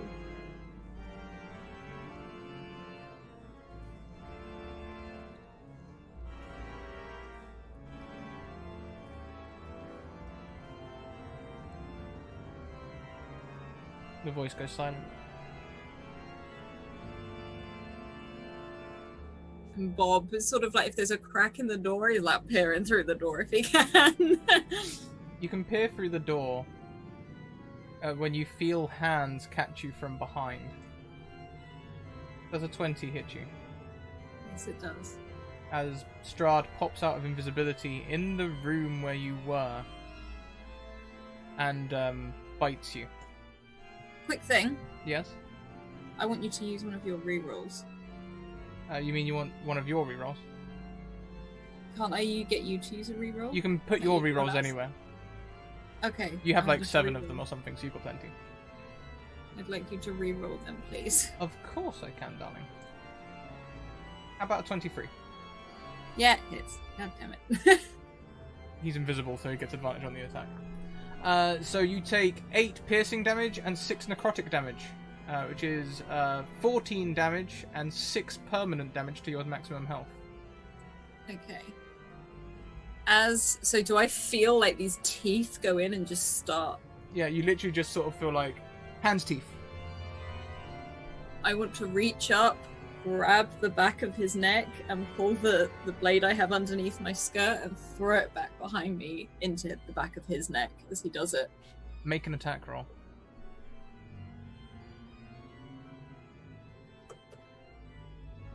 18. And if it doesn't, I'd like to use a +6. 18 does hit. Okay. Where's my notebook? There we go. 60 deck. Do I get... Yeah, no, that is sneak attack because... He's sneaky. The sneaker becomes the sneaky. As Are you within 5 foot of an enemy, conscious? What do you mean? Do I'm close to my friends, though. But they're asleep. Tatiana. Would you both be watching the same door? There is only one door, isn't there? And if you remember, there was 3 doors. One that led upstairs, one that led down. Okay, then Bob would have just been on his own as he sort of reaches back, pulls Strahd, and stabs him in the... So just 6 damage. Sorry, we're getting into DM accounting here, you know. It's very important to get the numbers right. We don't want this to end too quickly. Strahd is in the room. Bob, did you do anything else? He stands sort of back and moves. So... I'm assuming you're here for me.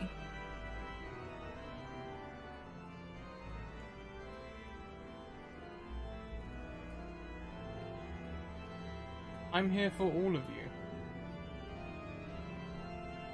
You should just be here for me.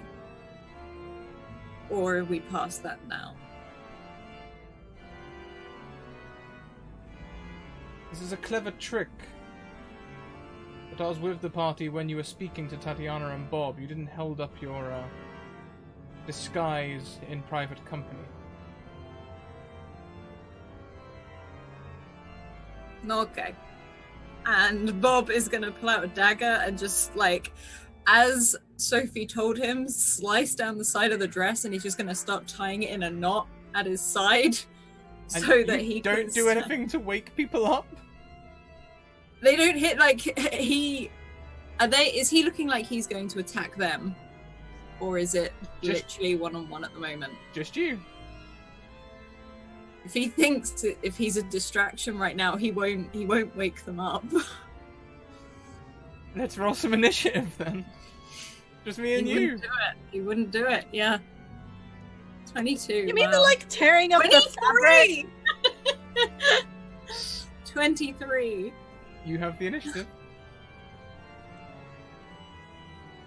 Bob smiles and pulls out the crossbow from underneath his skirt and fires with absolutely fuck all. So he's gonna roll again. He's a reroll. Oh my gosh! How many rerolls do I have? You've got like 6 at the moment, I think. Yeah, he's gonna reroll one more time. You've got 3 left actually. Oh my gosh. That crossbow bolt just ain't meant to hit, I don't think. No. The bolt goes wide.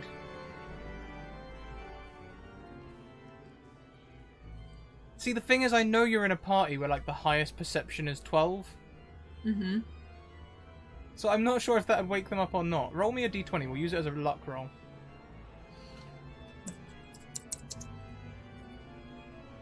Oh my gosh. What is happening? The arrow sails straight over all their heads, through the bamboo screen, and out into the next room, where it clatters quietly. Your friends aren't wakened. Any other moves? I don't think I can. So Strahd presses the attack.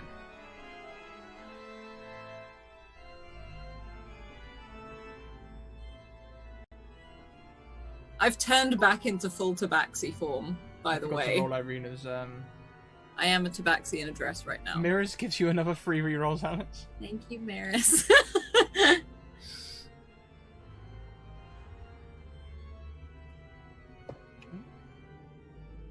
Thank you so much, Mirrors. And Bob's like sort of trying to get the loosen, but he sort of rips down the side of the sleeves as well, so that he's got more like room to move. He's like, come on then.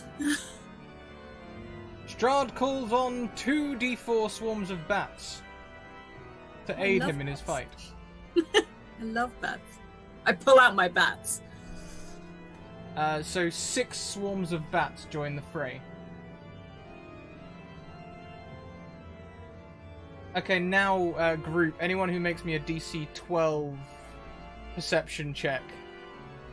We'll make it a little bit harder. We'll make it easier as we go. DC 16. Anyone who makes me a DC 16 check on the first save can wake up. Talia, you have advantage. Never mind. I'm gonna reroll. 15. Oh. One below. You know what? I'm gonna reroll as well. Ooh, I'm gonna add a 17. No, I'm not. Sophie, you Just hear to our the sound initiative. squeaking. No, this is perception to see if you can wake up. Oh,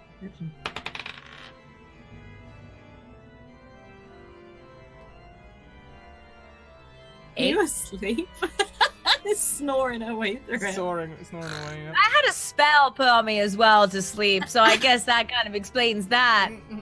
But wait, if I wake up and I'm holding my sister and I see that, can I shake her awake? On your turn, yes. Everyone who woke up, roll us some initiative. Let's join the fray. So just Sophie. I mean, 17 plus my 4 initiative. That's pretty damn good. 21. That's not bad. It's not as good as Strahd, but it's not bad. Oh wait, that's right. Oh shit. No, not that good. Still west. Irina rushes across the room. Where are you, Irina? Irina rushes across the room and attacks Strahd with her rapier. The attack does nothing. As he defends offhandedly. That takes us back to the top of the initiative order. So this round, Bob, it'll be your turn.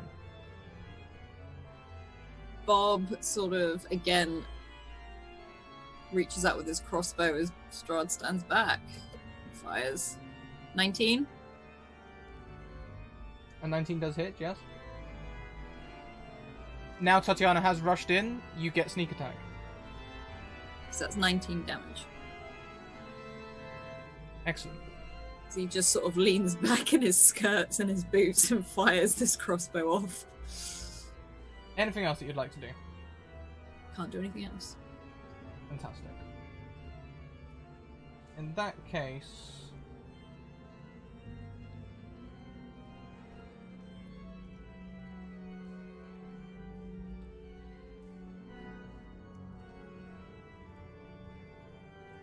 Strahd will try and grapple you.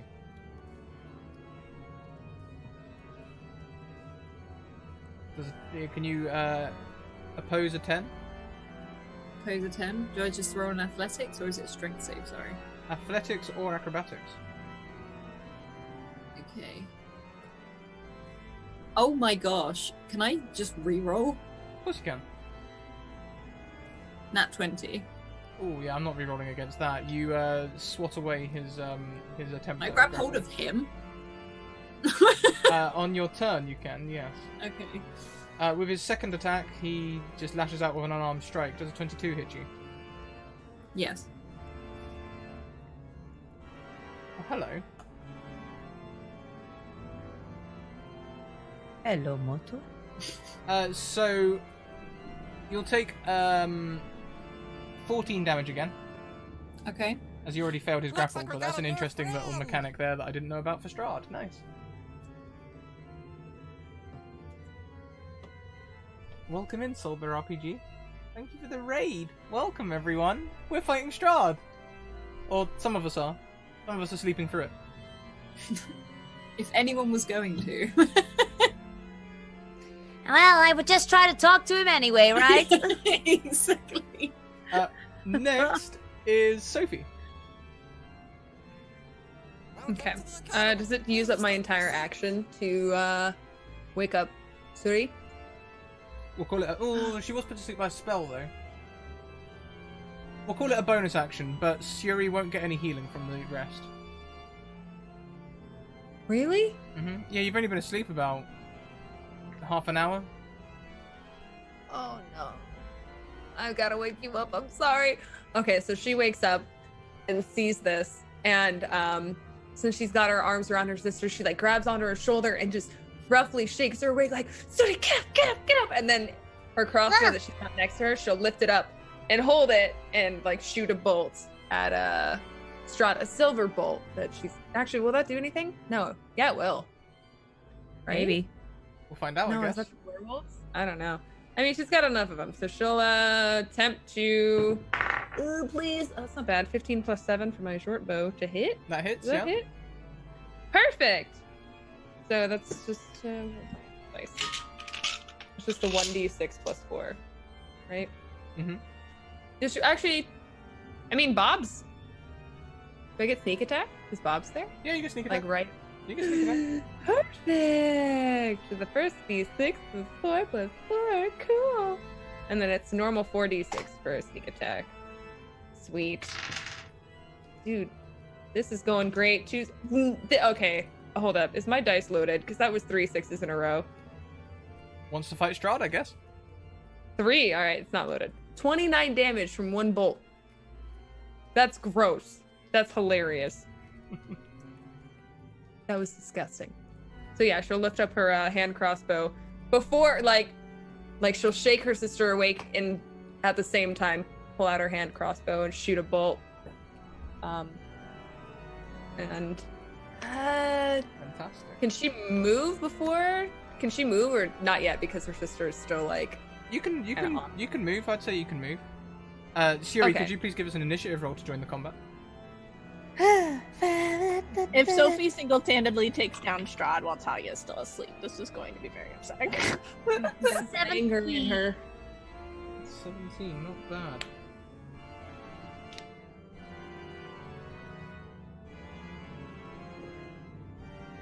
Okay, so you move away. Where do you move to? Oh, I think she'd just like to stand at this point.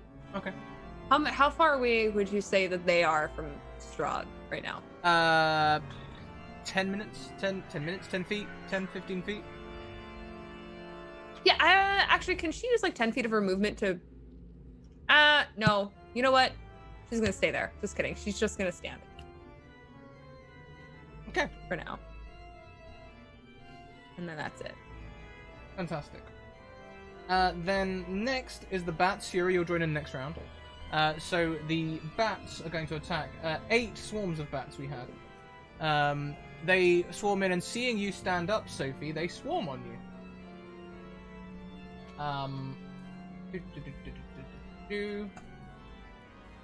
Does a 17 hit you?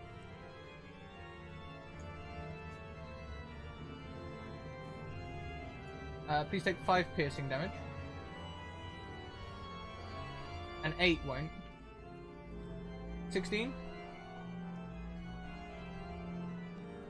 Oops, I somehow double clicked that. We'll take the 5.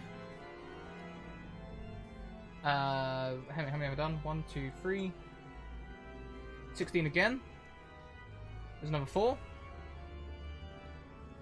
7 won't. 10 won't. And 18 will. Another 6 piercing damage as the bats swarm on you. You okay? You muted there? You keep giggling, DM. This is fine. This is fine. Good. After the bats, it is Irina who once again stabs at Strahd.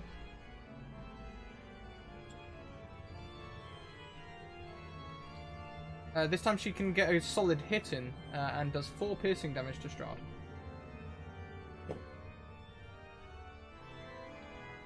At the end of this round, can those of you asleep please make perception checks to see if we can wake you up? Talia, you're doing it with advantage.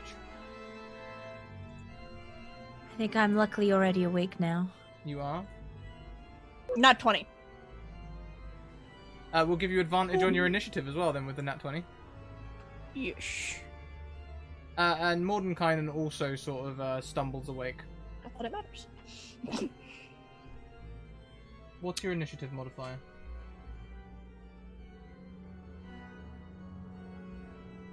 Or dexterity modifier, rather. 3. Okay.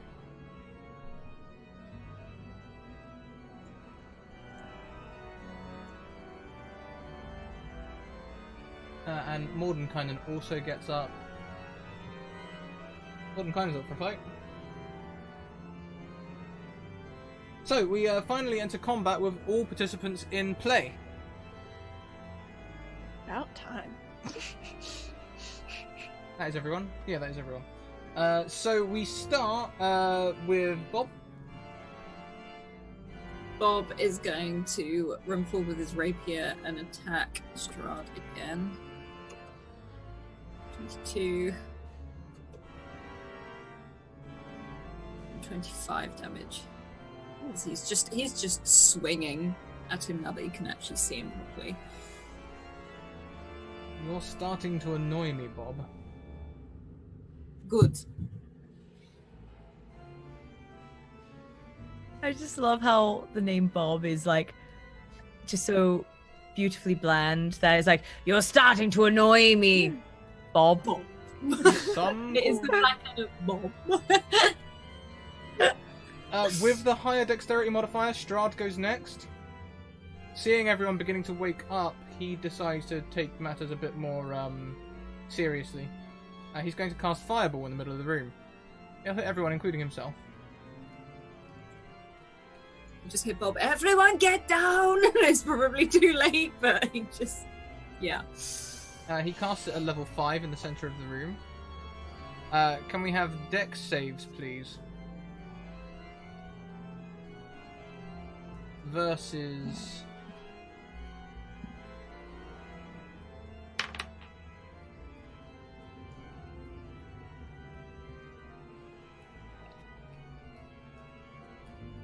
$18 is his spell casting modifier. Can I roll a d6? You can. Can I roll a d6 too? Remember, those of you who are rogues, you probably have evasion as well. Oh, right. Roll that 20, my dude. That 20. Do you get evasion at 8 or is it 9? 9, I think. 9. Okay, 9. so- So we're not quite there. But you take half damage. That's better than nothing. Bob just... I'm gonna add my d6 anyway. Because of that. That will kill you, won't it? What? Aren't you? Oh no, you healed. You had a rest, didn't you? Never mind. No, Bob's still I at had 2 her- HP. Siri's at 3 because Dream gave you a temporary hit point. Sorry about that. Yeah, I was still kind of low, but not as. I was like half health. This was Rachel is like used to being the person that has the dog barking in the background, and this week it's me, which is unusual. So, how much half health? Do you have 20 hit points? No. It doesn't sound like a dog. So even if you succeed, this will unfortunately still kill you. He's deaf, so he can't hear himself when he's barking. You get evasion at level 7. Matbat screams in chat. Oh, I get evasion. I use evasion. Half health. Oh, half damage. Yes, but if you succeed, you take no Princess still damage. goes. That's the whole point of Okay, evasion. then I will add. Okay, I'm adding my d6. What was it that I needed to make? 18.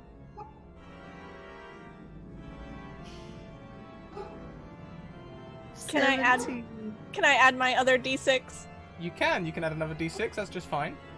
So that's and she has to succeed because she has to roll at least a 1. Yes. Yeah, I had to roll at least a 1, which makes it an 18 because I only rolled a 2. So You succeed. If you have evasion, you take 0 damage. Talia, you also succeed, but you take half damage. 20. 20 HP.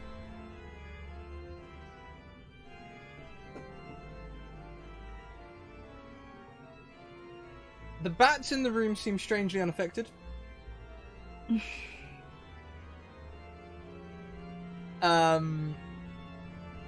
Mordenkainen.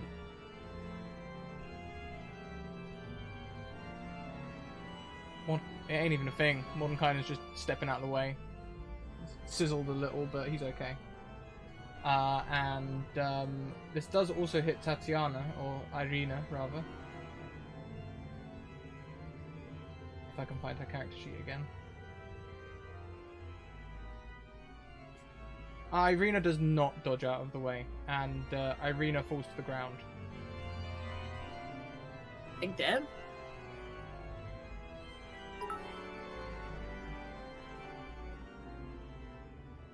Irina falls to the ground. Thank you so much, Mirrors. There's another bunch of stuff that's come in. 1d6 for Tsuri, Talia, and Bob. It seems you have a benefactor who will not let you lose this fight, everyone. Maybe it's my god.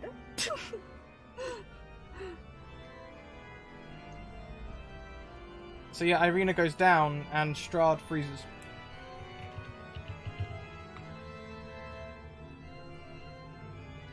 And it's my turn, right? It'll be your turn next, yes.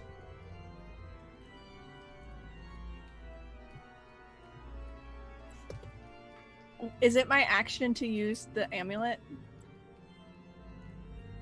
But I can talk for free, right? You can.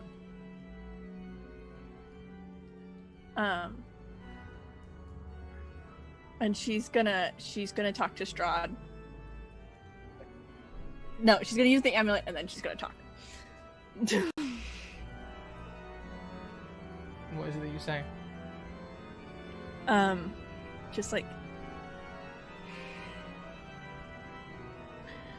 we know that you're so tired. You're so tired. Being here for so long. Being so permanent. Trying to save and find her, as she gestures to the woman laying on the ground, over and over again. And this is where it brings you. It's not bringing you any peace. Twinges. You can always step back from this role that you have. Let us help you find peace and find her on the other side of that peace. The real Tatiana. You ruined it. Make me a persuasion check. High DC. We'll say 24. I'm gonna reroll. I'm gonna reroll this a lot. Because this is something I'm actually good at. Okay, wait, how many rerolls do I have? 7. So 6. 5. 4.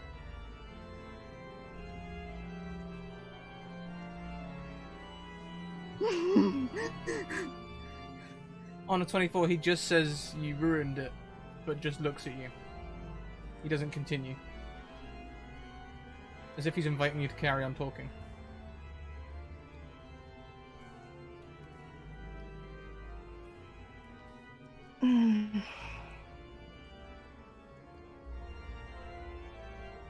We can't have ruined anything. She was getting ready to leave. You've watched her jump over and over again. You've seen her. She's here in her full armor. You were not succeeding. And I know it's hard to hear, but you are not succeeding again and again, and you can't keep doing the same thing over and over again. Maybe we're here because we're supposed to be helping you try something different.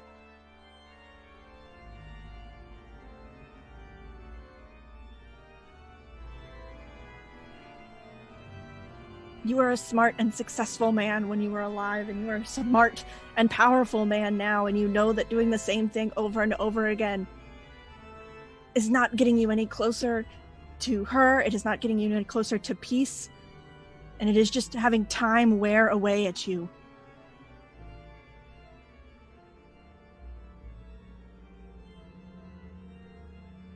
Strahd waves away the bats and they stop attacking you, Sophie. Make me another persuasion check. Same DC. 3 rerolls left and a d6.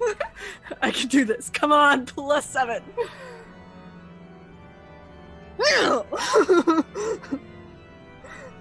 Strahd turns away from you all, and providing no one wants to attack him... Oh my god, thank you so much, Gemsong, who just comes in with what a way to end it, Scrat, you rock my brother, and drops, what is that, 10,000 bits on us? Holy crap. Yeah. Thank you so much.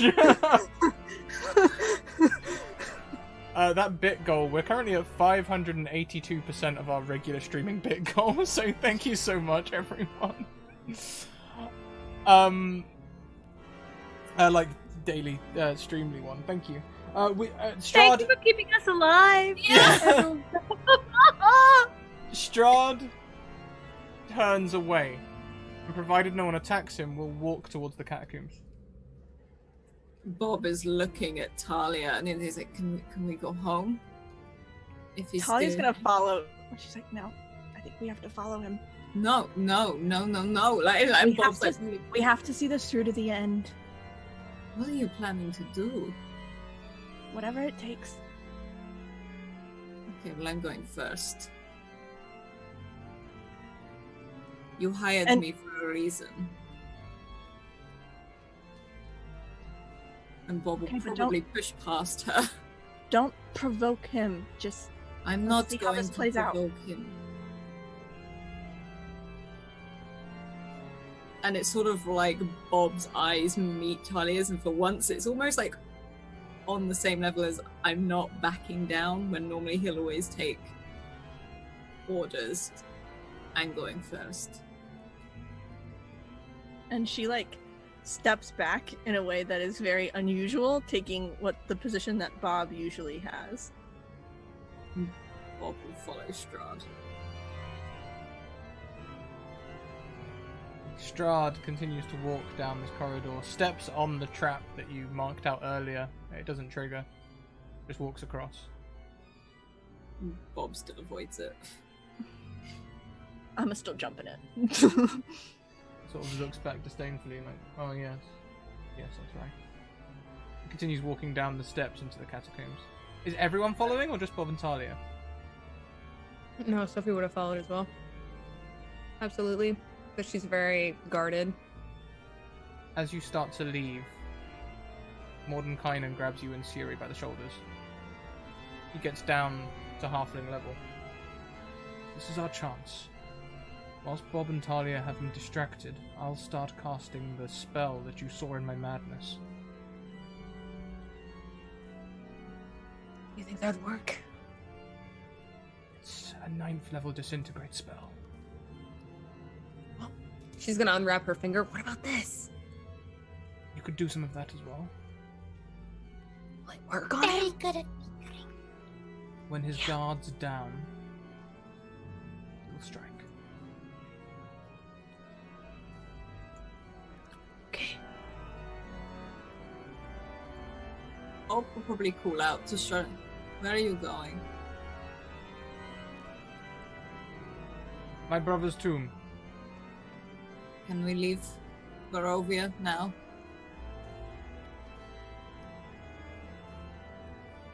Why? Just continues walking. You can see Talia's words. Perhaps the reality of it all has hit him quite hard. You might recognize the state of shock in someone. Talia certainly would, having worked in the monastery for some time. She probably just put a hand on Bob's shoulder. Give it a few minutes. Give it time. Let it sink in. Bob keeps walking, but will be quiet.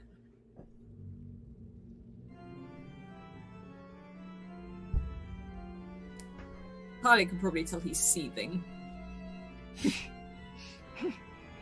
Because all he's seen is this person that won't let them go home, has done a lot of damage, and has bitten Suri very badly.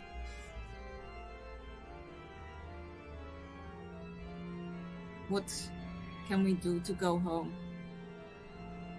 He just waves you away. Bob just follows. once down into the tomb, he walks left towards his brother's tomb.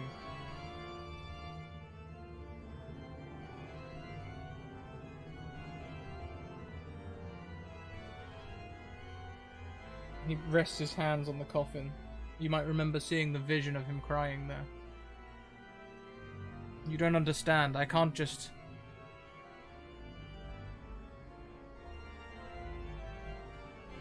take it all back. Take what back? I made a deal. A deal? A deal which gives me everlasting life. A deal which lets me take anything I wanted, even from those I love.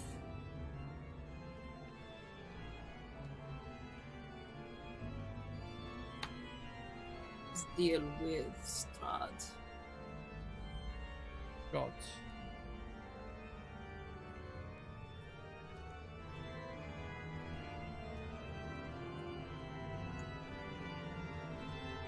And now what?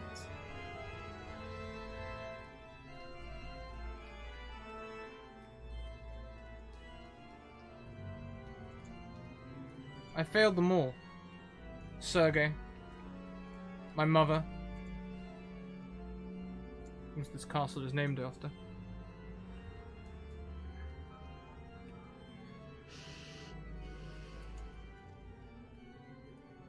Doesn't matter what I do, I can't take that back. So what are you going to do about it?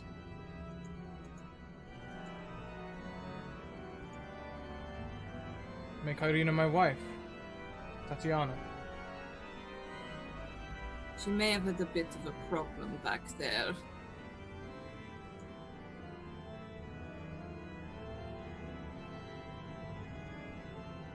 She'll Come She'll be round. back. She reincarnates every few years. You think that's okay?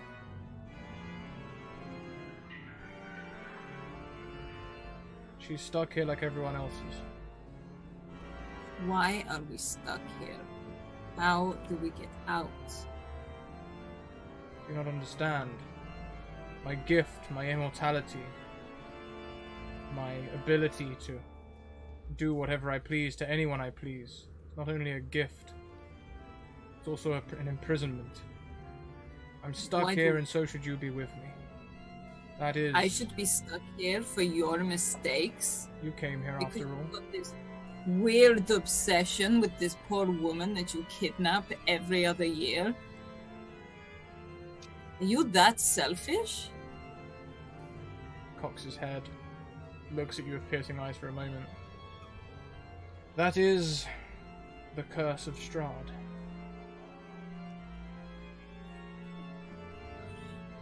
Well, to be honest, it's a pretty shit curse if you try to drag everyone else down with it. No, I hoped that you all would be able to replace me.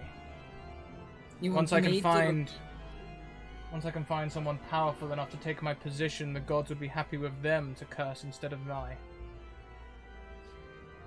Wouldn't that just transfer all of this to just somebody else? It wouldn't fix anything. doesn't We'd care all still about be- everyone fixing- would still be trapped here. Doesn't care about fixing it, Talia. All the Yes, time but that you I learned about live his re- with this connection to the gods, the mists stay. You said while you live, the mists stay. I am immortal. You do bleed, though. But if you pass this curse on to somebody else, will the mists go when you finally rest? Who knows? It'll never happen.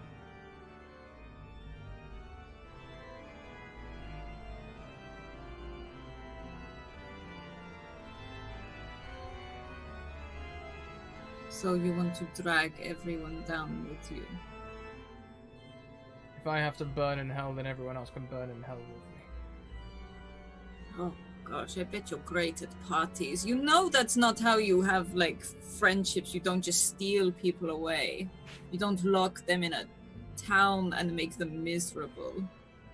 Talia, you can see that your softly way was kind of getting through to Strahd, but that he's starting to get twitchy fingers again. And I think she would put a hand on Bob's shoulder and just be like, it's like dealing with my mother. You have to lie. You have to be kind of nice. He doesn't pay me. Bob. It's like dealing with me when I'm cranky. You're never this cranky. Because I'm sorry, as a player, Bob would not like this guy at all. And I think this would be the moment that Talia would do the same, pull the same thing on Bob that Bob just pulled on her.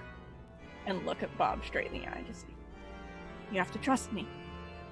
I trust you, I don't trust him. That's fine. You have my back. You have mine? Yes. Oh, Then trust me.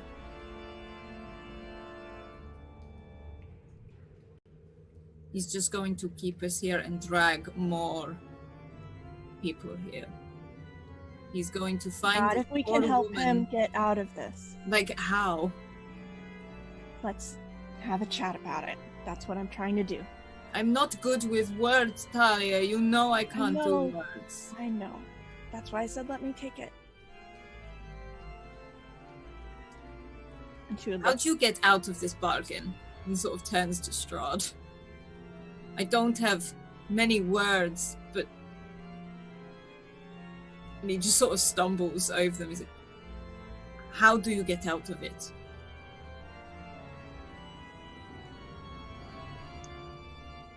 If the gods deem someone worthy, I imagine they'd gladly pass the curse on. What makes them worthy? Power. What sort of power? When I came here, I conquered lands. I conquered the entire continent, nearly. Why? Because we could. It was the way of our empire. Conquest. Because you could means you should? Yes. We were civilized. We were bringing civilization to all the different lands. We had food, water, organization, flags. Flags? Things of importance. Your mind is warped. If you think people are happy out there, conquered, you think that makes people happy? You think people like you? They are unhappy because they are trapped. Because of you. I tire of this conversation. Well, let's hold on. My friend here is not great with words all the time, but I think we were having a good conversation. And so you said it's the gods that need to agree. The gods will How do only... Well, once I decide someone's strong enough, the gods will decide soon after. Best me in combat. If I killed you, would I take your place? Perhaps. Would they be able to leave? And he sneers and looks at you up and down. If you think you could. At this point, Sophie and Siri, you can you're at the top of the ramp going down to Sergei's tomb. You can see Strahd has his back to you.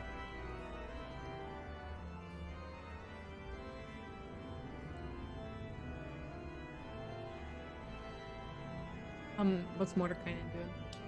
Mordekainen He's with us, yeah? Mordekainen sort of looks at you and sort of starts doing the green mist thing that he started doing before. Talia and Bob, you can see this behind Strahd. Sophie would like to hold her action of using her finger after he casts that spell.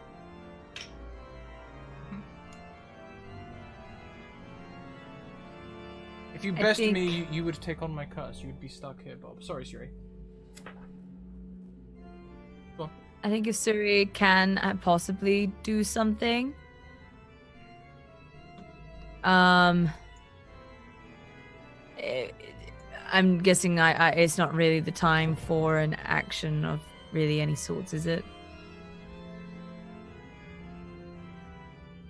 Can she use an action? You can always do things if you want to do things. Well, she once read in a book a long time ago of when somebody was particularly evil, they had water poured on them. And so she was kind of thinking, because she's level 8 and all, and she got to have a rest and rethink some spells of using control water and kind of making it like rain on him or have like some water pouring on him. Are you doing that? Kind of snapping out of this like weird enchantment thing. Turi's about to piss him off so much. Siri, are you holding action like Sophie is to do this, or are you doing it while he's talking to Talia and Bob? I'll hold it. I'll hold it. I'll hold it. I'll hold it. I'll hold it. I'll hold it. I'll hold it. I'll hold it. As you start doing it, Morden kind of like.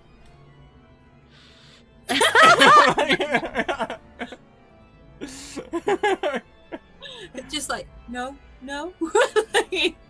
But Talia and Bob can see Mordenkainen casting the spell you saw in his dream when you first met him, the spell he used to destroy Strahd. And Getting Talia- her finger out, like, Talia knows that she's not going to be able to stop Mordenkainen from doing this. But she can keep trying to distract Strahd. And she's going to say, you know, what I don't understand is, what is it about Tatiana that made killing your brother, made all of this worth it? Why is she the one that's so special to you? Wouldn't understand. She is perfection. I was the conqueror.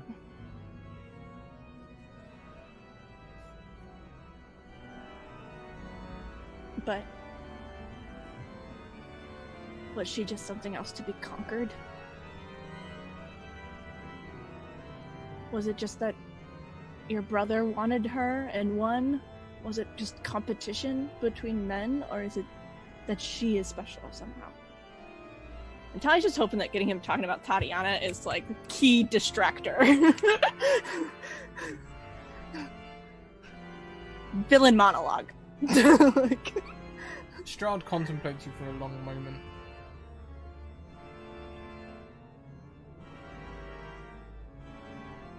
Tatiana was a great warrior, a great woman of beauty.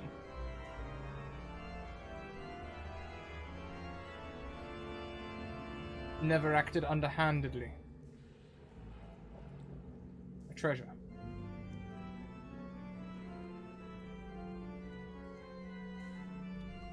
Perhaps my brother did deserve her, but I wanted her. Did she want you? Who knows now?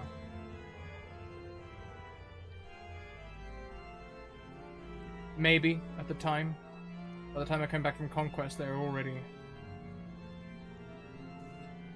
engaged.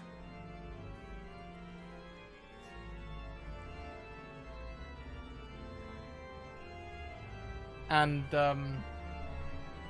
Mordenkainen finishes casting, but is holding this orb and looking at you, Talia. Can I tell what he wants me to do? He's looking at you for a go.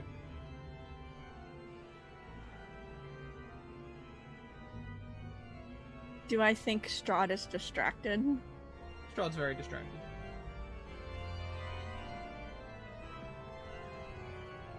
Okay. And she just like blinks. And sort of like cranes his head like... Strahd says, perhaps with time I could learn to be as good as my brother was. You've had hundreds of years. I am aware, and I'll have hundreds more.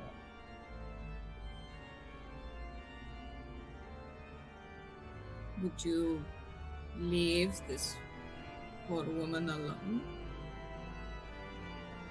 Perhaps I could teach her to love me the traditional way. Or you could leave her alone? I mean, attract her from afar. Perhaps in a new life, one where she doesn't know me. know you'd have to be nicer. What do you think I'm trying to say here? I'm not ripping the blood from your veins. And, like, he almost but stops himself, gestures to Suri. He's just, you've really hurt my friend. I didn't... Bit me twice, you know. Right here. And he turns around to find Suri, Sophie, and Mordenkainen. And Mordenkainen releases the bolt of Mordenkainen releases 9th level disintegrate. I need a con save from you as well, my dude.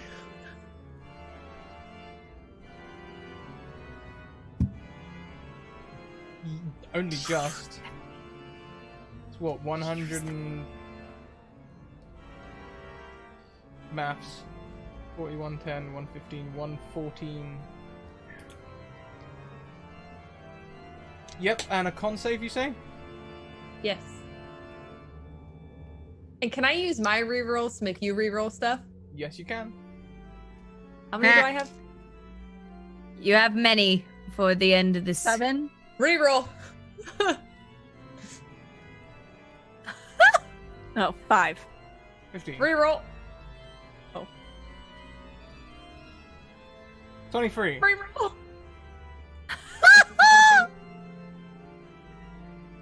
Not 20. Reroll. 20. Damn it. That's all Sophie Reroll. rerolls gone. I don't have any more. That's all of them. I do. Talia's calling upon. We gotta get a 13 or lower. Oh, 14. No! Can I use... I have a D6, don't I? You do? Can I use a D6 to subtract? You can. Would you like to roll it? Huh? Thank you, Mirrors, who donates another 4 rerolls to Sophie. Thank you. He fails. So that's on a failed save. That is 7d8 plus 30 necrotic damage for Finger of Death. How much? 7d8 plus 30 on a failed save. Woo. You want to roll that? Or do you just want to describe how you destroy Strahd? You can I By roll? flipping him Can I off. roll? Can I please roll? Of course I you can really roll. want to. Yeah. Fuck yes. All right. So 7 of these. Okay, that's a 1. That sucks. That was a 6. 3. Oh, 4. 5. 7 plus 30. Oh my. This is so memey, dude. Sophie pulls her glove, her little wrapped up finger out, flips Strahd off, and literally does, I shit you not, 69 points of damage. 69? 69? So, I suppose with that 69 points of damage, Strahd doubles over. You have a HP, man.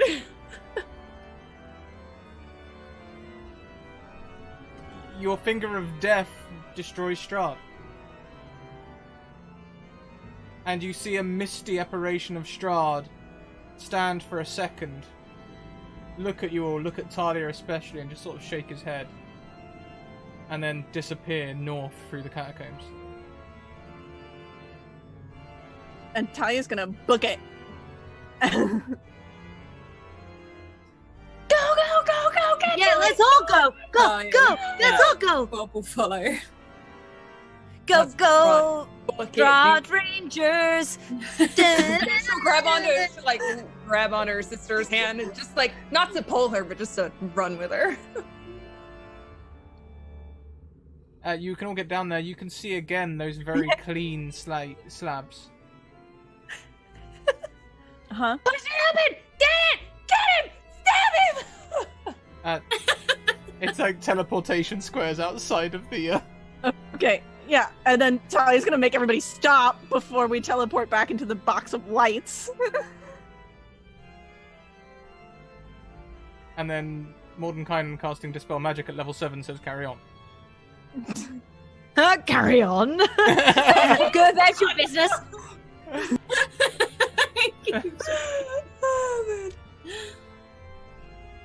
Inside, you see Strahd's ghost sitting on his coffin.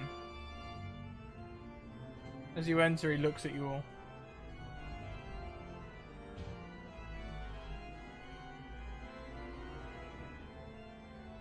I suppose this is how it ends then. His voice takes on a ghostly thing. If I had a voice modulator, it sounded cool. Welcome to the academy. Please take your seats. I suppose this is how it ends then. He lays down on the coffin and sinks into it slowly. You know, you hurt a lot of people. Dick. You bit me like twice, like right here. Dick. You made Bob basically stop being as innocent as Bob was. Dick.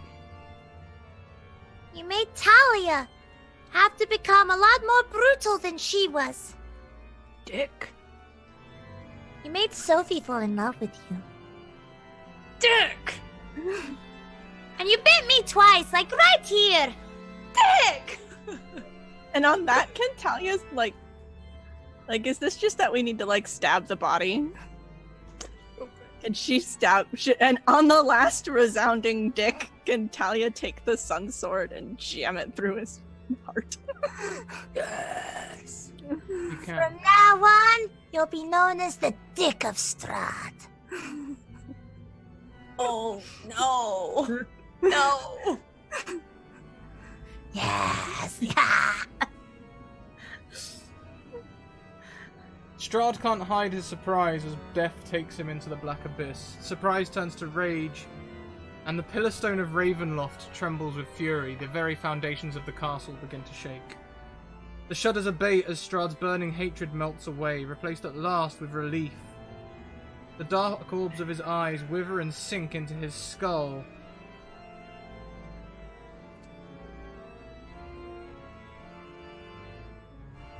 In a matter of moments, only bones, dust, and noble garb remain. Strahd von Zarevich, the Dark Lord of Barovia, is dead and gone.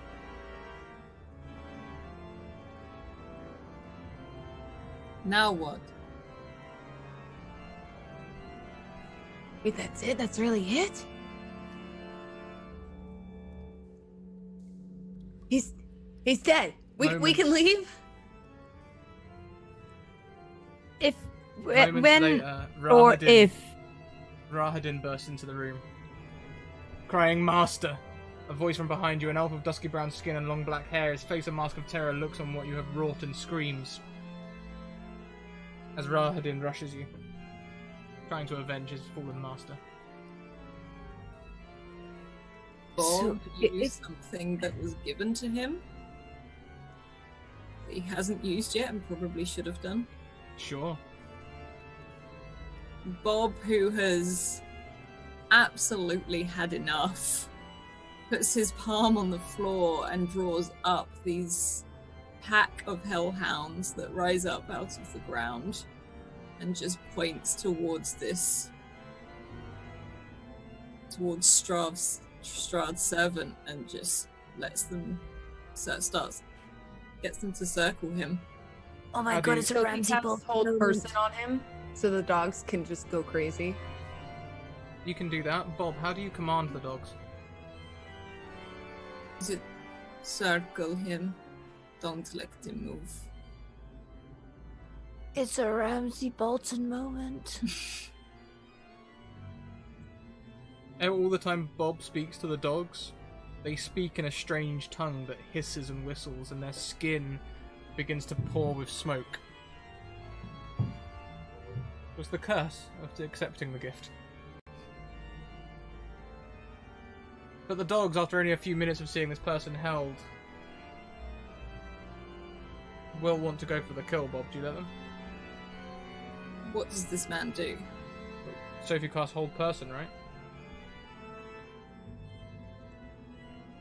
What's the save for that?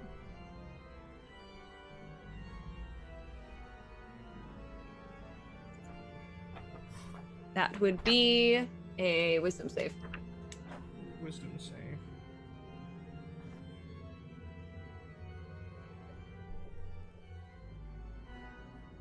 +3 to this. He fails. He's held. He's held still. And Bob just sort of actually looks at him and is just like, I'm sorry. And just clicks his finger, and all of these hounds release fire breath and completely swarm the servant of Strahd. And the loyal elf dies. Is Ash right? Only about maybe 20 feet away from Strahd's. And brush it. Wait, oh, let me talk.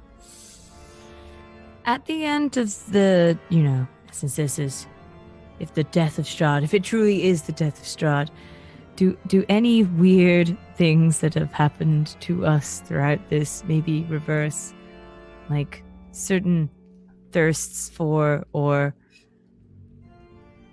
There has been magic surgery all? There has been a great evil removed from the land. As it happens, Strahd's tomb also has a window in it, much like his parents, and much like his parents' tomb, it's also caked with grime. However, you can see light coming through the window. Shall we go outside?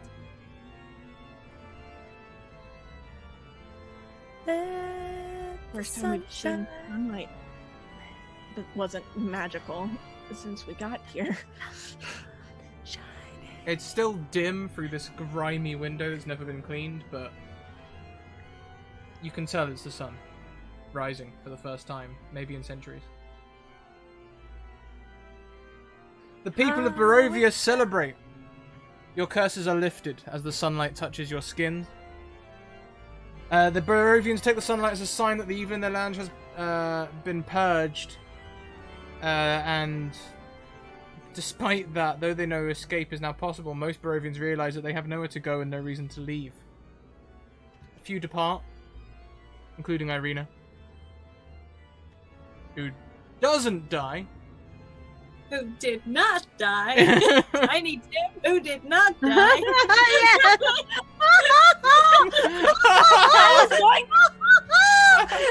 I was going to say that Talia would go back for her before they left, but killing Strahd seemed a little bit more urgent. Everyone who Madam has... Gandalf has a very important question. Do I get my leg back? Unfortunately, mortal wounds do not heal back. I want a real shiny leg when we get out of here. Do I lose my cool finger? Do the hellhounds disappear? You lose the cool finger, yes. It is unfortunately a curse. No! It's bittersweet! But Sophie, you only used it twice, yeah? Yeah. The magic number was 3. The curse on that finger was if you used it 3 times, you would have had to make me a constitution save or die.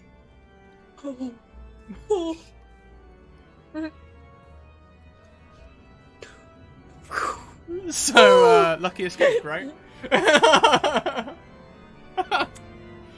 Yep, anyone with souls can leave the valley. The vampire spawn are obliterated by the sunlight. People like Rictavio take vampire hunting very seriously as they purge the remaining vampires and werewolves from the land. Now with the power of sunlight and the curse of Strahd lifted, it's much easier. Scrap. Yes, darling? Can Bob go get his duck, please? You may go and get my your duck. And I want to walk up to that shop trailing those bats behind me as they squeak. And I think we're going to do the black screen thing where, like, the screen goes small on the ducks as you're all leaving Barovia. And then it sort of winks out. And then it comes big again. And we'll be maybe a year in the future. Where is everyone?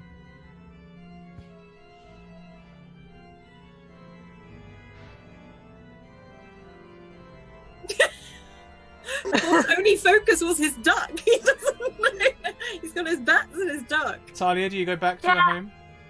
I was more expecting a moment where like someone gets to pop and go that's all, folks.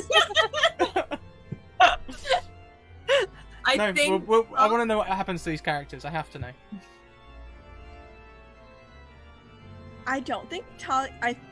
I think Talia intends to go home, but I think she doesn't right away. She goes back to Valaki and tries to deal with that stupid fucking mayor and the happy. Like she spends the next year or two, I think, going around Barovia trying to help people put their lives back together and remember what actually being happy means.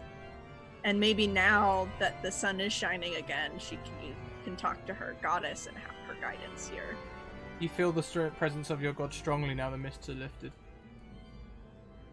There's opportunity to set up a church or cathedral. You're the heroes who slayed Strahd. Mordenkainen leaves early on. He's been away from the city for far too long, he says, as he casts his transportation circle and leaves. Yeah, I think you see a flash of Talia at a desk writing a letter that she's sending back to her mother.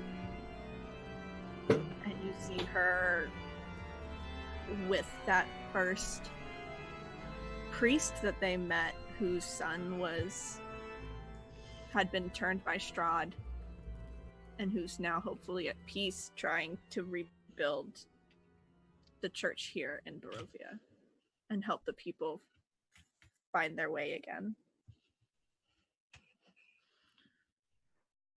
And she wrote in the letter that if two halflings come looking for her mother, that she should employ them despite the shenanigans, just in case. Yeah. Sophie, what does Sophie do? Oh my god. I mean, she's not going anywhere without her sister. Yeah, I was That's about for to sure. say, yeah. Hopefully we be together. But she picked up a couple of very expensive items in Barovia. And I think she would, as soon as she could, sell all of that off and try to, especially listening to the way Bob talked about that market and stuff like that. By going back home, I almost wonder if she would, instead of stealing things, I wonder if she would try to make things, maybe buy out like one of the businesses there, like a small stall to begin with, and try to start making money so she could save up to get at least her sister someplace like a decent place for her to rest her head every single night instead of like sleeping in alleyways and things like that. Because Finally, go to university. she wants to, like, as basic as it is, she wants to be able to support herself and her sister, mostly her sister. Yeah, I don't know, man. It's so much pressure. Oh god, I It's just want them to beautiful. be I happy. love it. And that's all a future needs to be, right? Just looking after loved ones. I think that's perfect. What happens to Suri? Well, Siri just wants to make her sister proud of her because she knows how hard her sister works for everything to have kept them alive all this time. And so while of course there's still some shenanigans that happen or go on, if anybody has seen oh my gosh, why can't I think of the name of the show? It's got Lip and Breaking Bad. yeah, Wait, Lip? no, No, not Breaking Bad. Shameless. Shameless. Okay, Yeah, so sorry, Breaking Bad. Lip and Fiona. Yeah. And so, Fiona being, Sophie is kind of like the Fiona, trying to make sure that everyone is provided for and all of this stuff and giving them the better opportunities that she never had. Consider Suri, the kind of Lip who got the opportunity to go to university and things like that. Suri's going to take the, gold and things that she learned, that she, earned during her time in Barovia and all of those kinds of things, and go to get a better education and I am going to use all of my rerolls until the very end to see what was my final grades by the time I got through my first year, if that's okay. Yeah, sure. As a way to just use them, because you guys pay for them all, might as well use them, because I got like 7 left. I realised though when we were rolling for Strahd and Mirrors came in with another 4 whilst we were still rolling, I don't think they ever would have let these get much below 4. Okay, so first was an 11, second was an 18, next one was a 17, next was a 6. Oh god. This one. Oh, and that one was a 20. 1, 2, 3, 4, 5. Okay, I got. Next one was a 17. And the next one was a 5. Okay, so I guess she didn't do particularly well her first year, but she really tried. There were moments of great inspiration. Overall total was 5, but she had a couple of good months at her first term. A D is still a pass. Sophie, your efforts got Suri a grade, and they have a diploma to say they did it. C's get degrees! Yeah, that's my girl! Yes! Yes! What happens to Bob? Bob, I think, stays with Talia for a little bit. He has like 2 gold coin left from everything that happened, and the first thing he does is he goes and he buys himself a new waistcoat that he thinks is smarter. He's still not wearing a shirt, but he buys a really fancy waistcoat that he can button up all the way up the front, and he still acts as he's not so much a bodyguard for Talia now, more just a friend that visits and offers advice, and maybe she talks to him and asks for ideas every now and then when she needs a little bit of backup. He would have definitely gone for the mayor for sure, and probably shoved that fake donkey head on his head and marched him out of town and made him feel how it, he would have got himself a new wooden leg, which he would have got them all to carve something into. And I think he moves between Barovia and the 2 halflings where they are, because he can't separate himself from them. So every now and then, because he's heard that Suri is learning, I think he goes to Suri to try and slowly learn to read and write, because he can't. And when he finds out Suri passes her first year, even if it's just with C's, he's earned some money himself now, and he buys them both a cow and brings it, leads it to the door. He has no idea why they want one so badly, but he knocks on that door, and when they open it, he's just like, I got you that cow you wanted. And he just stands there with this huge animal. He's like, I don't know where you're going to keep it. But he tries to bring it into your shop. And I guess we're selling milk now. Yeah. And he hands the rope over to Suri. He sort of gives Sophie a hug and pats Suri on the head, like, well done. And he'll stay there a bit, but he'll know it's time to go back, as Talia will be expecting him in the evening. So he'll form back into his tabaxi form very quickly and run back to Barovia. Tell Talia she's always welcome for dinner, as are you. You just hear sort of, I will, and like a wave in the background as he runs off back towards Barovia. And I think that is the perfect point to wrap up the season, wrap up the campaign, and wrap up the show. We're going to head over to Discord where we'll talk about the game. We won't just be talking about our favourite part, we'll be talking about our favourite part of the season, this 6-month campaign. We'll talk about our favourite part of the whole thing, our favourite parts. We'll have a good big old discussion in there. please check out our sponsors. Please check out our sponsors, Bird and the Storm Publishing and Maychan Press. They make it possible. I haven't actually set up the credits yet, but we'll go to them very shortly once I do get them set up. You can also check out all of our social links over there, all of the places that you can find us online, all of the places to support us and sponsor information. We also have 10 to 15% discounts on certain websites using certain codes, which are also very worthwhile doing. And with that, we will see you all next season for some new stories.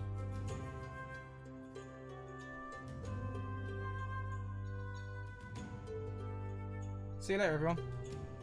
Bye. Bye.